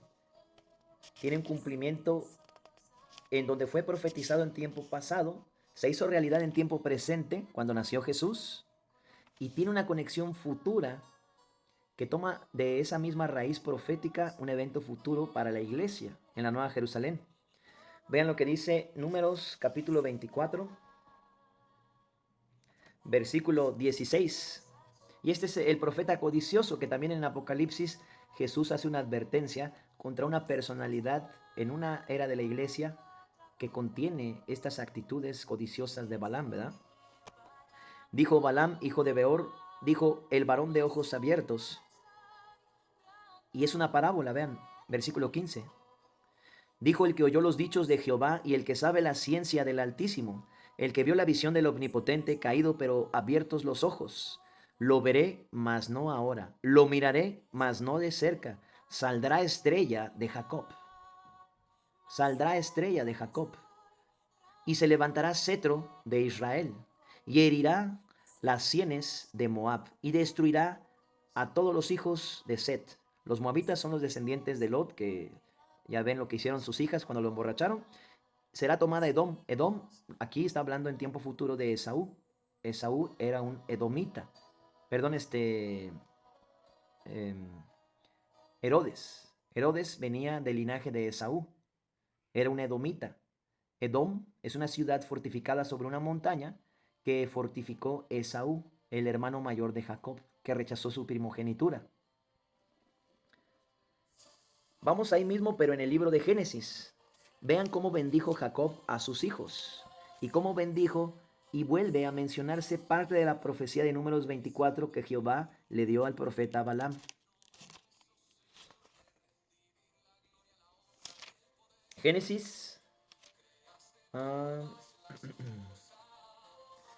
Me parece que es el capítulo 48. Estoy buscando la bendición de Jacob a su hijo Judá. Por si alguien lo encuentra, lo puede compartir. 49, Génesis 49. Versículo 8. Y vean la similitud, no solamente que tiene con la estrella resplandeciente de Belén, de Jacob, y el cetro, que estaría siempre en esta tribu de Judá. Vean todo lo que se interconecta aquí, inclusive con el pollino que Jesús montó en la entrada triunfal del siervo doliente. Hosana en las alturas, bendito el que viene en el nombre del Señor. Qué interesante es esto. Obviamente eso estaba en Zacarías 9:9, también 520 años antes de Cristo. Pero a lo que voy es que esto tiene hace 3500 años. O sea, es todavía milenios antes de Zacarías. Vean lo que dice la bendición de Jacob a su hijo Judá. Génesis 49:9. Cachorro de león. Por eso Jesús es el león de la tribu de Judá. Cachorro de león, Judá. De la presa subiste. Él se humilló en forma de hombre, ¿verdad? Hijo mío, se encorvó, se echó como león, así como león viejo. Él fue humillado y pisoteado en la cruz por nuestros pecados. ¿Quién lo despertará? Aquí está la resurrección de Jesucristo. No será quitado el cetro de Judá. Aquí está hasta el reino milenial de Cristo. Ni el legislador. Aquí está afirmando la deidad en el Mesías prometido por medio del linaje de Judá. De hecho, se interconecta con una profecía de Isaías 32. Ni el legislador de entre sus pies hasta que venga Silo. Y a él se congregarán los pueblos, atando a la vid su pollino. Él entró montado en un pollino. Y a la cepa el hijo de su asna, lavó en el vino su vestido. Él no solamente convirtió el agua en sangre en las bodas de Canaán en Juan capítulo 2, él también derramó y virtió su propia sangre en la cruz. Sus ojos rojos del vino y sus dientes blancos de la leche. Perdón, me salté el versículo, la parte final del verso 11, perdón hermanos. Lavó en el vino su vestido y en la sangre de uvas su manto. Fue molido por nuestros pecados, pero tiene una conexión futura en la escatología cuando él va a pisar el lagar de sus enemigos. Ya no tendrá una sangre que derramó en la cruz, sino una sangre de los enemigos que no creyeron en él. Isaías 63. Vean, esto es precioso. Obviamente ahí tendríamos para profundizar en la bendición de Jacob a su hijo Judá, que ver muchas profecías futuras también, pero como no es el tema, vamos a seguir ya para terminar porque ya nos falta poco, hermanos. Vamos a Mateo capítulo 2, versículo 3 al 15. Evangelio de Mateo capítulo 2, versículo 3 al 15.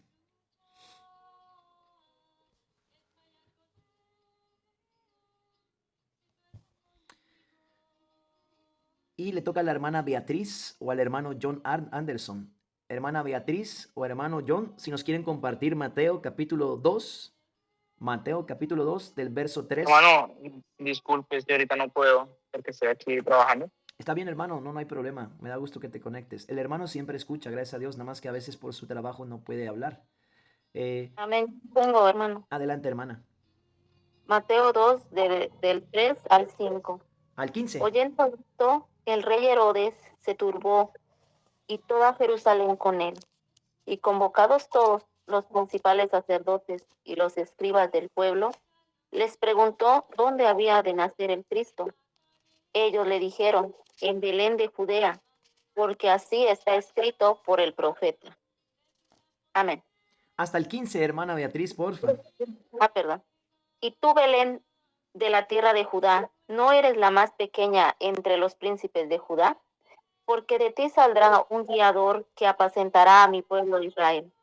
Entonces Herodes, llamando en secreto a los magos, indagó de ellos diligentemente el tiempo de la aparición de la estrella, y enviándolos a Belén dijo, id allá y averiguad con diligencia acerca del niño, y cuando le halléis, hacedmelo saber, para que yo también vaya y le adore.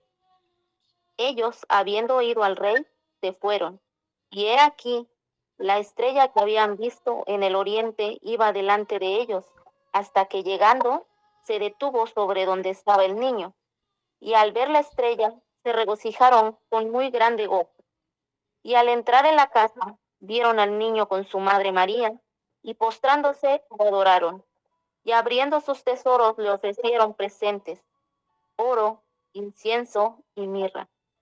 Pero siendo avisados por revelación en sueños que no volviesen a Herodes, regresaron a su tierra por otro camino. Después que partieron ellos, he aquí un ángel del Señor apareció en sueños a José y dijo, levántate y toma al niño y a su madre, y huye a Egipto y permanece allá hasta que yo te diga, porque acontecerá que Herodes buscará al niño para matarlo. Y él, despertando, tomó de noche al niño y a su madre, y se fue a Egipto. Y estuvo allá hasta la muerte de Herodes, para que se cumpliese lo que dijo el Señor por medio del profeta, cuando dijo, de Egipto llamé a mi hijo. Amén. Amén. Gracias, hermana Beatriz. Ahora miren, presten mucha atención, amados hermanos. Vamos a Oseas capítulo 11, verso 1. Vamos a ver una profecía dual o profecía con cumplimiento a escalas. Este tipo de cosas que acabo de decir la detestan los preteristas o aquellos que son amilenialistas o aquellos que atacan las dispensaciones. Sin embargo, observen. En Oseas capítulo 11, verso 1 dice, Jesús fue llevado a Egipto, cuando Israel era muchacho, yo lo amé, y de Egipto llamé a mi hijo. La hermana Beatriz nos acaba de compartir una porción donde Jesús fue llevado a Egipto. Bueno, Jesús fue llevado a Egipto tal como los profetas lo habían dicho muchos años antes. En Oseas 11.1 se está hablando de una profecía nacional, de un cumplimiento de la liberación de Israel a manos de Egipto.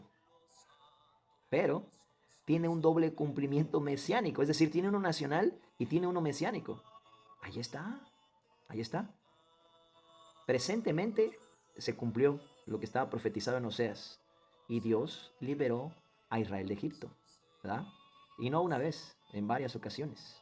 En la historia de los reyes podemos ver eso.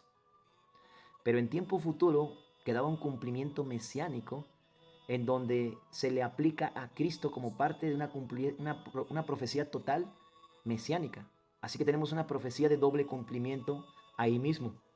Vemos cómo ahora el Espíritu Santo lo aplicó a Cristo y llamé a mi hijo de Egipto. Porque recuerden que a final de cuentas, Israel significa primogénito, príncipe, principal.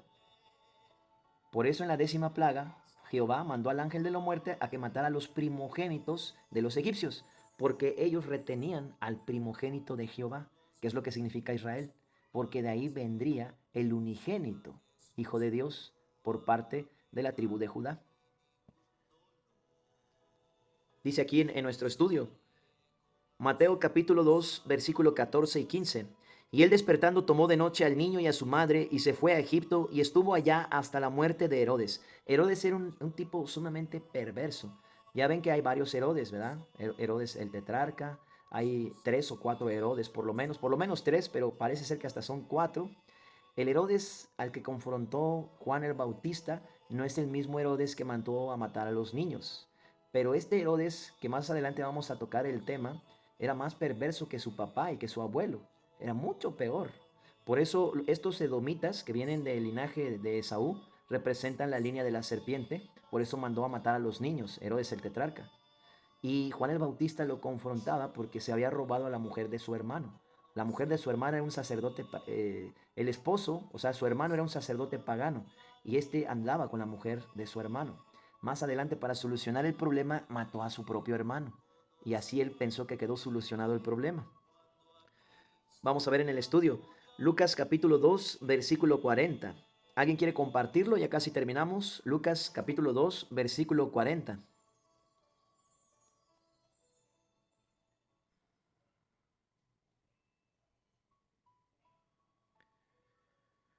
Y el niño crecía y se fortalecía y se llenaba de sabiduría, y la gracia de Dios era sobre él. Jesús creció de un bebé a un jovencito. Su Padre Dios lo protegía y le guiaba en todo lo que le enseñaba, decía o hacía. Él obedecía el mandato de Dios, nació sin pecado y nunca pecó. Él se sujetó en todo, cumplió toda justicia de parte nuestra, recordemos. Pero no se quedó como un niño, como el falso Jesús que enseñan los católicos y que tienen en una estatua de yeso y le compran ropa cara y lo visten y le dicen, niño Dios, le dicen ellos, y hasta le cantan canciones y le hacen así, ¿verdad? Ese no es el Jesús de la Biblia, no se quedó de ese tamaño el Señor Jesucristo. Creció, se hizo un hombre de 30 años y cumplió su ministerio y fue a la cruz para perdonar nuestros pecados. Ese Jesús que ellos limitan a un niño, parece que no creció, no murió en la cruz. El Jesús de la Biblia sí creció y sí murió en la cruz por nuestros pecados y resucitó al tercer día. Eso es importante considerar. Lucas capítulo 2, versículo 52. Y Jesús crecía en sabiduría y en estatura. Exacto. Sí, hermana Irma, un gran negocio hacen con eso. Aquí en México es muy común, no sé en los países de ustedes, pero aquí ponen sus letreritos la gente afuera de su casa. Se visten niños Dios y hasta te ponen su presupuesto, su dinero que te cobran, ¿no? Tremendo eso, pues. Ridículo además, ridículo. Jesucristo en su humanidad llegó a ser muy sabio. Bueno, Jesús es Dios, entonces él dijo, he aquí uno más grande que Salomón entre vosotros. Imagínense, humanamente el más sabio que había caminado sobre la tierra era Salomón. Pero ahora uno más grande que Salomón, el que le dio la misma sabiduría a Salomón, se hizo presente en carne, Jesucristo. Dios se agradó de él y las personas lo querían. Su carácter como hombre era realmente el carácter de Dios. Él era sin pecado y santo, siempre mantuvo su palabra. Él era fiel en todo lo que hacía, él era completamente justo, su sabiduría era perfecta, él era misericordioso, benigno, amoroso y bueno. Jesús tuvo el favor de Dios y de los hombres. Vamos a Isaías capítulo 11, versículo 1 al 5. Isaías capítulo 11, y ahí viene la profecía del Cristo triunfante. Por cierto, que ese es el que esperan los judíos todavía, pero ellos no reconocieron que primero vino el Cristo sufriente de Isaías 53. Pero aquí vamos a encontrar una pausa profética en estos versos. Isaías capítulo 11, versículo 1 al 5. Y esto se extiende hasta el reino Amén. milenial. Adelante, hermana Irma, por favor. Reinado justo del Mesías. Saldrá una vara del tronco de Isaí y un vástago retornará de sus raíces y reposará sobre él el espíritu de Jehová, espíritu de sabiduría y de inteligencia, espíritu de consejo y de poder, espíritu de consentimiento y de temor de Jehová. Y le hará entender diligente en el temor de Jehová. No juzgará según la vista de sus ojos, ni arguirá por lo que oigan sus oídos, sino que juzgará con justicia a los pobres y arguirá con equidad por los mansos de la tierra, y herirá la tierra con la vara de su boca, y con el espíritu de sus labios matará al impío, y será la justicia cinto de sus lomos, y la fidelidad ceñidor de su cintura. Amén. Amén. Gracias, hermana Irma. Ahí vemos en el versículo 1 saldrá una vara, haciendo referencia al pacto davídico que lo hemos estudiado en otras lecciones. Y obviamente vara está insinuando un pastor, ¿verdad? El pastor prometido, que es el Salvador mismo, el Mesías, de Ezequiel 34 o del Salmo 23. Del tronco de Isaí, este levantó el tabernáculo caído de David, dijo el apóstol Pedro en los primeros capítulos de Hechos. Y ahora el tabernáculo ya no es hecho por manos humanas, ahora es la iglesia, somos nosotros. Retoñará sus raíces y posará sobre él. Y el versículo 2 está hablando del misterio de los 7 espíritus de Dios que se menciona en Apocalipsis. Aquí vienen los 7 atributos del Espíritu de Dios. En la numerología bíblica el 7 es la perfección, la plenitud, el que te completa. Entonces, No es que sean 7 Espíritus Santos en Apocalipsis, sino que es el mismo Espíritu porque es el Espíritu perfecto de Dios y por eso se usa el número 7, pero que se traslada en las 7 eras de la iglesia. Éfeso, Esmirna, Pérgamo, Tiatira, Sardis, Filadelfia y la Odisea. Y aquí están los 7 atributos. Y reposará sobre él Espíritu de Jehová, Espíritu de sabiduría y de inteligencia, Espíritu de consejo y de poder, Espíritu de conocimiento y de temor de Jehová. Ahí están los 7 espíritus o los 7 atributos del Espíritu perfecto de Dios. Por eso se usa el 7 y se usa también como referencia a la iglesia que está sellada con este Espíritu perfecto de Dios en el libro de Apocalipsis. Y se conecta hasta el reino milenial en el versículo 6. Hemos terminado, amados hermanos. No sé si alguien quiere comentar algo antes de despedirnos en una oración. La hermana Beatriz tiene su mano levantada. Sí, perdón, hermano, solamente quería comentar que en Isaías, donde leímos ahorita, en el 6, no sé si estoy mal, quería preguntarle si menciona ahí lo que va a ser en la Nueva Jerusalén. ¿Es así? Buena pregunta, hermana. Casi, casi. Es el reino milenial, hermana.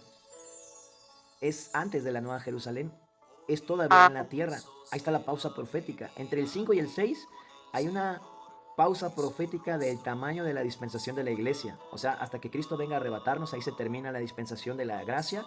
Y ya viene la tribulación y la gran tribulación. Y luego viene el reino milenial. Y esto se cumple en el reino milenial, hermana Beatriz. Esto también aparece en los últimos capítulos del mismo profeta Isaías. Entonces morará el lobo con el cordero y el leopardo con el cabrito se acostará, el becerro y el león y la bestia doméstica andarán juntos. A mí me gusta mucho este versículo porque desde todos los ámbitos uno puede aprender bíblicamente. Si se preguntaban si habrá perros, gatos en el reino milenial, aquí se revela que sí, porque las bestias domésticas son perros, gatos y ese tipo de animalitos domésticos que tenemos en las casas. Y ya. obviamente varios tipos de animales también, ¿no? Digo, a lo mejor no son cosas muy importantes, pero que a veces tenemos curiosidad. Pero esto es el reino milenial, es antes de la Nueva Jerusalén, hermana Beatriz. Gracias, hermano. Sí, es que ahorita se me venía a la mente, no sé si ustedes han visto los tratados que dan los testigos de Jehová o su librito donde mencionan esa parte, ¿no? De que en la nueva tierra así se va a ver, incluso nos citan ese texto, ¿verdad?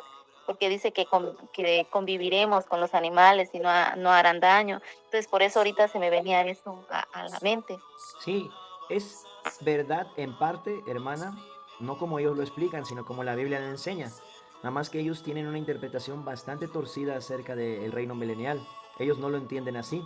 Ellos piensan que solo 144,000 salvos van a poder ir al cielo y todos los que no sean salvos pero que se hayan cambiado su buena conducta de vivir van a poder vivir aquí en la tierra y tocar a los leones. O sea, para ellos no existe el infierno, no existe el juicio de Dios, se han creado un falso Dios a su conveniencia, pues realmente es una doctrina bastante torcida, bastante torcida. Entonces, recordemos que Satanás siempre usa verdades a medias. Ellos tienen unos libros, unas atalayas, le dicen ellos, muy bonitos. Y te ponen ahí los leones que lo estás abrazando y los niños montados en un tigre y todo eso, ¿no? Y eso tiene algo de verdad. De hecho, aquí lo estamos leyendo. Pero ellos no te dicen cómo poder estar ahí. Ellos inventan algo antibíblico de acuerdo a la religión y no a la verdad bíblica para decirte cómo ganarte el derecho de vivir con los animales en ese paraíso que va a haber sobre la tierra. Y eso no es bíblico, porque ellos enseñan una falsa salvación por obras. Ellos no enseñan la verdadera salvación por gracia. Los que van a reinar en el reino milenial son solamente los que pertenecen a las 3 etapas de la primera resurrección que se nombran en 1 Corintios 15:23. Cristo, las primicias y los que hayan quedado en su venida. Es decir, los santos del Antiguo Testamento, la iglesia, todos los santos de las 7 eras de la iglesia, los 144,000 con las almas de los mártires, ¿verdad? Esos 3 grupos de redimidos pertenecen a la primera resurrección, no sufren daño de la segunda muerte y a ellos se les da facultad de juzgar en Apocalipsis 20, versículo 4, de acuerdo a cómo haya obrado el Espíritu Santo en la vida de estos redimidos. Ahí se dan las posiciones privilegiadas de juzgar y de reinar en cercanía de Cristo, con vara de hierro. Los demás van a ser gobernados, que son los que no se... los sobrevivientes de la gran tribulación, que intentaron destruir a Israel, fíjense. Es curioso eso porque eso todavía no se cumple y hay un grupito de hermanos que están atacando a Israel. Bueno, ahí vemos un grupo que los que intentan destruir a Israel van a ser los que van a ser gobernados por los santos con cuerpos glorificados que van a descender del cielo con Jesucristo siguiéndole en caballos blancos. Apocalipsis 19, versículo 11. Y vi el cielo abierto y uno montado en un caballo blanco. Y su nombre es el fiel y el verdadero, que con justicia juzga y pelea, el verbo de Dios, Rey de reyes y Señor de señores. Adelante, hermana Beatriz. Dile, hermana Irma. Perdón, disculpa. Adelante, hermana Irma. Hermano, en algunos templos dicen, nos vamos a ver en el cielo y no sé qué tanto, ¿verdad? Pero en Apocalipsis 21 nos habla de la visión que tuvo Juan, que vio, dice, 21:1, cielo nuevo y tierra nueva. Vi un cielo nuevo y una tierra nueva, porque el primer cielo y la primer tierra pasaron y el mar ya no existía más. Y yo, Juan, vi la santa ciudad, la nueva Jerusalén, descender del cielo de Dios, dispuesta como una esposa ataviada para su marido. Entonces, el encuentro sí va a ser de nosotros en las nubes, ¿verdad? Pero la nueva Jerusalén va a estar aquí en la tierra. Siento yo que donde estaba el Edén de Adán y Eva, ahí es donde va a ser la nueva tierra y nuevo cielo, la nueva Jerusalén más bien. Ok. No, hermana, no es así. Es un tema complejo ese, es lo que hemos estado estudiando los jueves. La creación presente va a ser destruida, hermana Irma. En Apocalipsis capítulo 20 vemos la destrucción de todo el universo. Cuando viene el gran juicio del trono blanco, vamos a ver ahora el versículo 11, Apocalipsis 20. Viene el juicio y la resurrección de los injustos. Esto es después del reino milenial. O sea, aquí hay un evento escatológico que si se pasa por alto, ya no se tiene la cronología de los eventos. Y eso es un serio problema. Y vi un gran trono blanco y al que estaba sentado en él, delante del cual huyeron la tierra y el cielo. Ahí está, hermana. Huyeron la tierra y el cielo y ningún lugar se encontró para ellos. Ahí viene la destrucción de la creación presente. Ahora, ¿cuáles son esos cielos nuevos y esa tierra nueva donde desciende la nueva Jerusalén? No es la tierra actual, hermana. En la tierra nueva no va a haber sol ni va a haber luna. La creación presente va a ser destruida. En esta tierra sí hay sol y sí hay luna. Y hay estrellas. En los cielos nuevos y en la tierra nueva nada de eso va a existir. Pero vamos a ver bíblicamente y Dios nos puede dar entendimiento porque sería un tema un poco más largo. Pero vamos a ver el versículo 22 de Apocalipsis 21. Y no vi en ella templo, porque el Señor Dios Todopoderoso es el templo de ella y el Cordero. La ciudad no tiene necesidad de sol ni de luna que brillen en ella, porque la gloria de Dios la ilumina y el Cordero es su lumbrera. Y aquí viene un versículo clave para poder entender la identidad de los que están en esos cielos nuevos y tierra nueva, que no son los redimidos, no son la iglesia, no son los santos del Antiguo Testamento, no son los 144,000 ni las almas de los mártires. Son los redimidos del reino milenial que no se dejaron engañar por Satanás después que fue desatado 1000 años, hermana Irma. Versículo 24. Y las naciones que hubieron sido salvas, ¿cuáles son esas naciones que hubieran sido salvas? Los que salen del reino milenial, que no tuvieron cuerpos glorificados, que son los sobrevivientes de la gran tribulación, de Zacarías capítulo 14, y que no se dejaron engañar por el diablo cuando fue suelto después de los 1000 años. Ellos iban a tener hijos y ellos sí se van a seguir multiplicando, hermana Irma, porque ellos no van a ser como los ángeles, que no se casan ni se dan en casamiento. Solo la iglesia, los santos del Antiguo Testamento y los mártires de la tribulación van a tener ese privilegio. Ellos no, ellos van a tener una restauración longeva antes del diluvio, en un cuerpo como el que Adán, que vivió 930 años, tenía, pero sin enfermedad, sin dolor, perfecto, pero no glorificado. Ellos sí se van a multiplicar.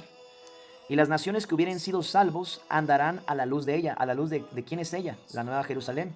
La arquitectura de la Nueva Jerusalén está conformada por todos los redimidos. Es una unión condicional, ya no solo posicional, de todos los redimidos de Jehová que competen a la primera resurrección, hermana Irma. Y los reyes de la tierra, no está hablando de la tierra actual, hermana. Ya fue destruida en capítulos anteriores la creación presente. Está hablando de los nuevos cielos y la nueva tierra, en donde va a haber reyes que van a ser elegidos por Dios de esos salvos que salen del reino milenial que no se dejaron engañar por Satanás. Probablemente sean 12 naciones porque el árbol de la vida da 12 frutos, uno cada mes, y las hojas son para la sanidad de estas naciones que no son residentes de la Nueva Jerusalén, solo visitantes. Pero ¿de qué tierra nos visitan? No de la tierra actual, hermana, de los cielos nuevos y la tierra nueva que Dios va a crear. Miremos. Y las naciones que hubieren sido salvas andarán a la luz de ella, y los reyes de la tierra traerán su gloria y honor a ella. Sus puertas nunca serán cerradas de día, pues allí no habrá noche. Por eso Jesús dice en el libro de Apocalipsis: he aquí yo hago nuevas todas las cosas. Así como el creyente va a recibir un cuerpo glorificado, también va a haber una creación nueva y glorificada. Y no es esta, hermana. Y llevarán la gloria y la honra de las naciones a ella. No entrará en ella cosa inmunda, o que hace abominación y mentira, sino solamente los que están inscritos en el libro de la vida del Cordero. Después me mostró, Apocalipsis 22, después me mostró un río limpio de agua de vida. Este fluye del trono de Dios y cae sobre el árbol de la vida que está en medio de la calle que divide a la santa ciudad y abarca los dos extremos del río. Resplandeciente como cristal.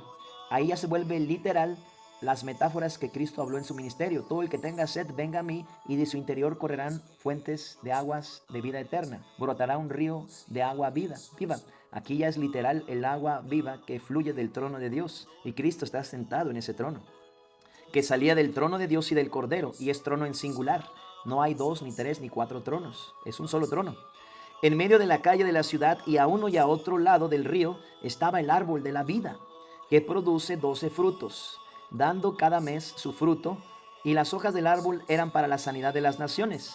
La palabra sanidad, hermana Irma, es terapeia en el griego y quiere decir curación. Pero como en la Nueva Jerusalén, por eso la etimología no nos puede dar la interpretación de un texto. Aquí en el contexto, en la Nueva Jerusalén y en los cielos nuevos y en la tierra nueva, no hay más llanto, no hay más dolor, no hay más muerte, no hay más pecado. Entonces no está hablando de una curación por enfermedades. Está hablando del mantenimiento que esos redimidos que salen del reino milenial necesitan para seguir teniendo vida eterna, porque ellos no van a tener cuerpos glorificados como los que sí vamos a vivir en la Nueva Jerusalén. Ellos salen del reino milenial y son de otra dispensación distinta. Son de la dispensación del milenio. Espero que pueda ser de ayuda a eso, hermana Irma. Es un tema complejo y casi nadie lo enseña. Amén, hermano. Entonces, en la guerra del bien y el mal, o sea, Armagedón, ahí es cuando ya, no, ahí es cuando es la destrucción total de la tierra. No, hermana. O sea, porque en la Biblia, no sé en qué pasaje dice que, o sea, que no va a quedar nada.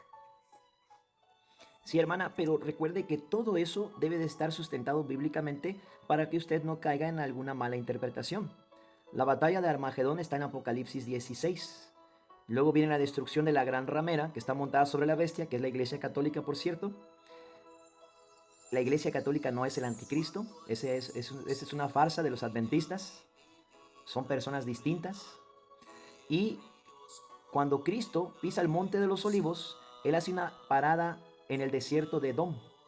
Y luego sí coloca sus pies para la batalla final, cuando regresa con su iglesia y le seguimos montados en caballos blancos. Pero ahí suceden los últimos 3 ayes que se interconectan con las últimas 3 copas de la ira de Dios, del juicio de la ira de Dios. Y entonces se hace un río de sangre como de 300 estadios de largo. Es una inundación de sangre tremenda, hermana. Y Dios manda las aves del cielo, que son aves carroñeras, por supuesto, para limpiar los cadáveres, para poder inaugurar la nueva dispensación del reino milenial, la dispensación de Israel, la teocracia prometida al pueblo de Dios y que se va a cumplir y está profetizada en muchas partes, pero voy a tomar una parte. Zacarías 14:9. Y Jehová será rey sobre toda la tierra en aquel día, y uno será su nombre. Se está refiriendo a Jesucristo. Entonces ahí viene la dispensación del milenio. Eso se cumple en la tierra. La Nueva Jerusalén no es en esta tierra, hermana. La cronología nos indica en Apocalipsis 20 que primero es el reino milenial. En Apocalipsis 20:11 termina el reino milenial y viene el gran juicio del trono blanco. En Apocalipsis 21 viene después la Nueva Jerusalén. No son el mismo evento escatológico. Son 2 cosas totalmente diferentes. Entonces, si uno habla a la ligera con esos temas, uno puede ser confundido muy fácilmente. La batalla de Armagedón no acaba con todo, solo acaba contra los principales enemigos de Israel, que es el rey del norte, el rey del sur, Egipto y Asiria. Daniel capítulo 11 se habla de eso, el anticristo, que es el cuerno pequeño, y una multitud que le sigue. Pero quedan muchos sobrevivientes, hermana Irma. no se destruye todo, quedan muchos sobrevivientes. Eso está en Zacarías capítulo 14 y lo acabamos de leer en Apocalipsis capítulo 21, versículo 24. Y las naciones que hubieran sido salvas, va a haber unos sobrevivientes, ¿verdad?, de la tribulación, que van a vivir en el reino milenial y se van a multiplicar, y que más adelante, si no se dejan engañar por el diablo, van a poder ser visitantes en la Nueva Jerusalén, pero no residentes, sino visitantes. Es un tema profundo y complejo, pero sí, hermana, hay que tener bien definido todos los eventos en orden para evitar confundirnos. Espero que eso pueda ser de ayuda, hermana Irma. Amén, hermano, gracias. Gracias a Dios. Pues hemos terminado, amados hermanos. No sé si hay alguien que quiera comentar algo más antes de despedirnos, sino ya para cerrar en una oración. Me gustaría pedirle de favor a nuestra amada hermana Nidia si nos puede despedir en una oración. Gracias a Dios, hermana. Amén. Amado Dios, gracias te damos. Bendito seas, Señor. Damos gracias por este tiempo que nos has permitido recibir de tu Espíritu, Señor. Nos estás preparando, Padre, para evangelizar, Señor, para que le hablemos de ti, Señor, las personas que tú pongas en nuestro camino.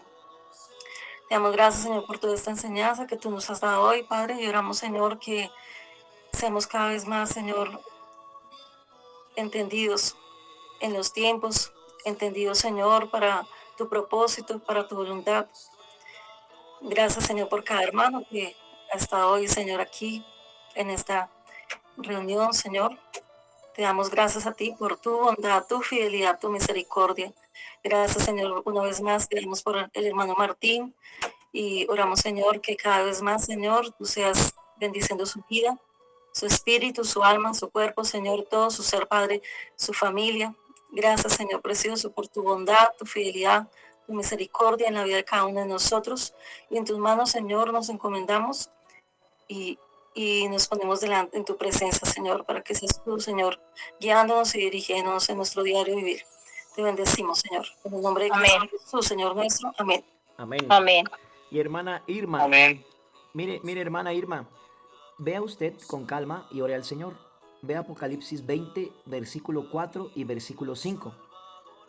Y mire qué diferencia hay entre los que reinan 1000 años y vuelven a vivir, contra los que no vuelven a vivir hasta dentro de 1000 años. Y hágase esta pregunta: si el reino milenial y la Nueva Jerusalén fueran lo mismo, ¿por qué esos otros que no volvieron a vivir hasta dentro después de 1000 años reaparecen en el juicio de los inconversos? ¿Y por qué la Nueva Jerusalén es después del juicio de los inconversos y es un evento intermedio entre el reino milenial, el gran juicio del trono blanco, y la Nueva Jerusalén? Y ahí se va a dar cuenta que la cronología es importante en los eventos proféticos para no caer en alguna especie de confusión, hermano. Amén, hermano, gracias. Sí, ya estoy formulando preguntas. Está bien. Pues si Dios lo Sí. permite, nos vemos el día jueves, amados hermanos. Que la gracia y la paz de nuestro gran Dios y Salvador Jesucristo sea con ustedes. Dios les siga bendiciendo, hermanos. Amén. Vamos a tener la última cena Amén. el jueves, hermano. El jueves, sí, a las 6 de la tarde, hora de México, primeramente Dios. Amén. Dios les bendiga. Amén. Amén.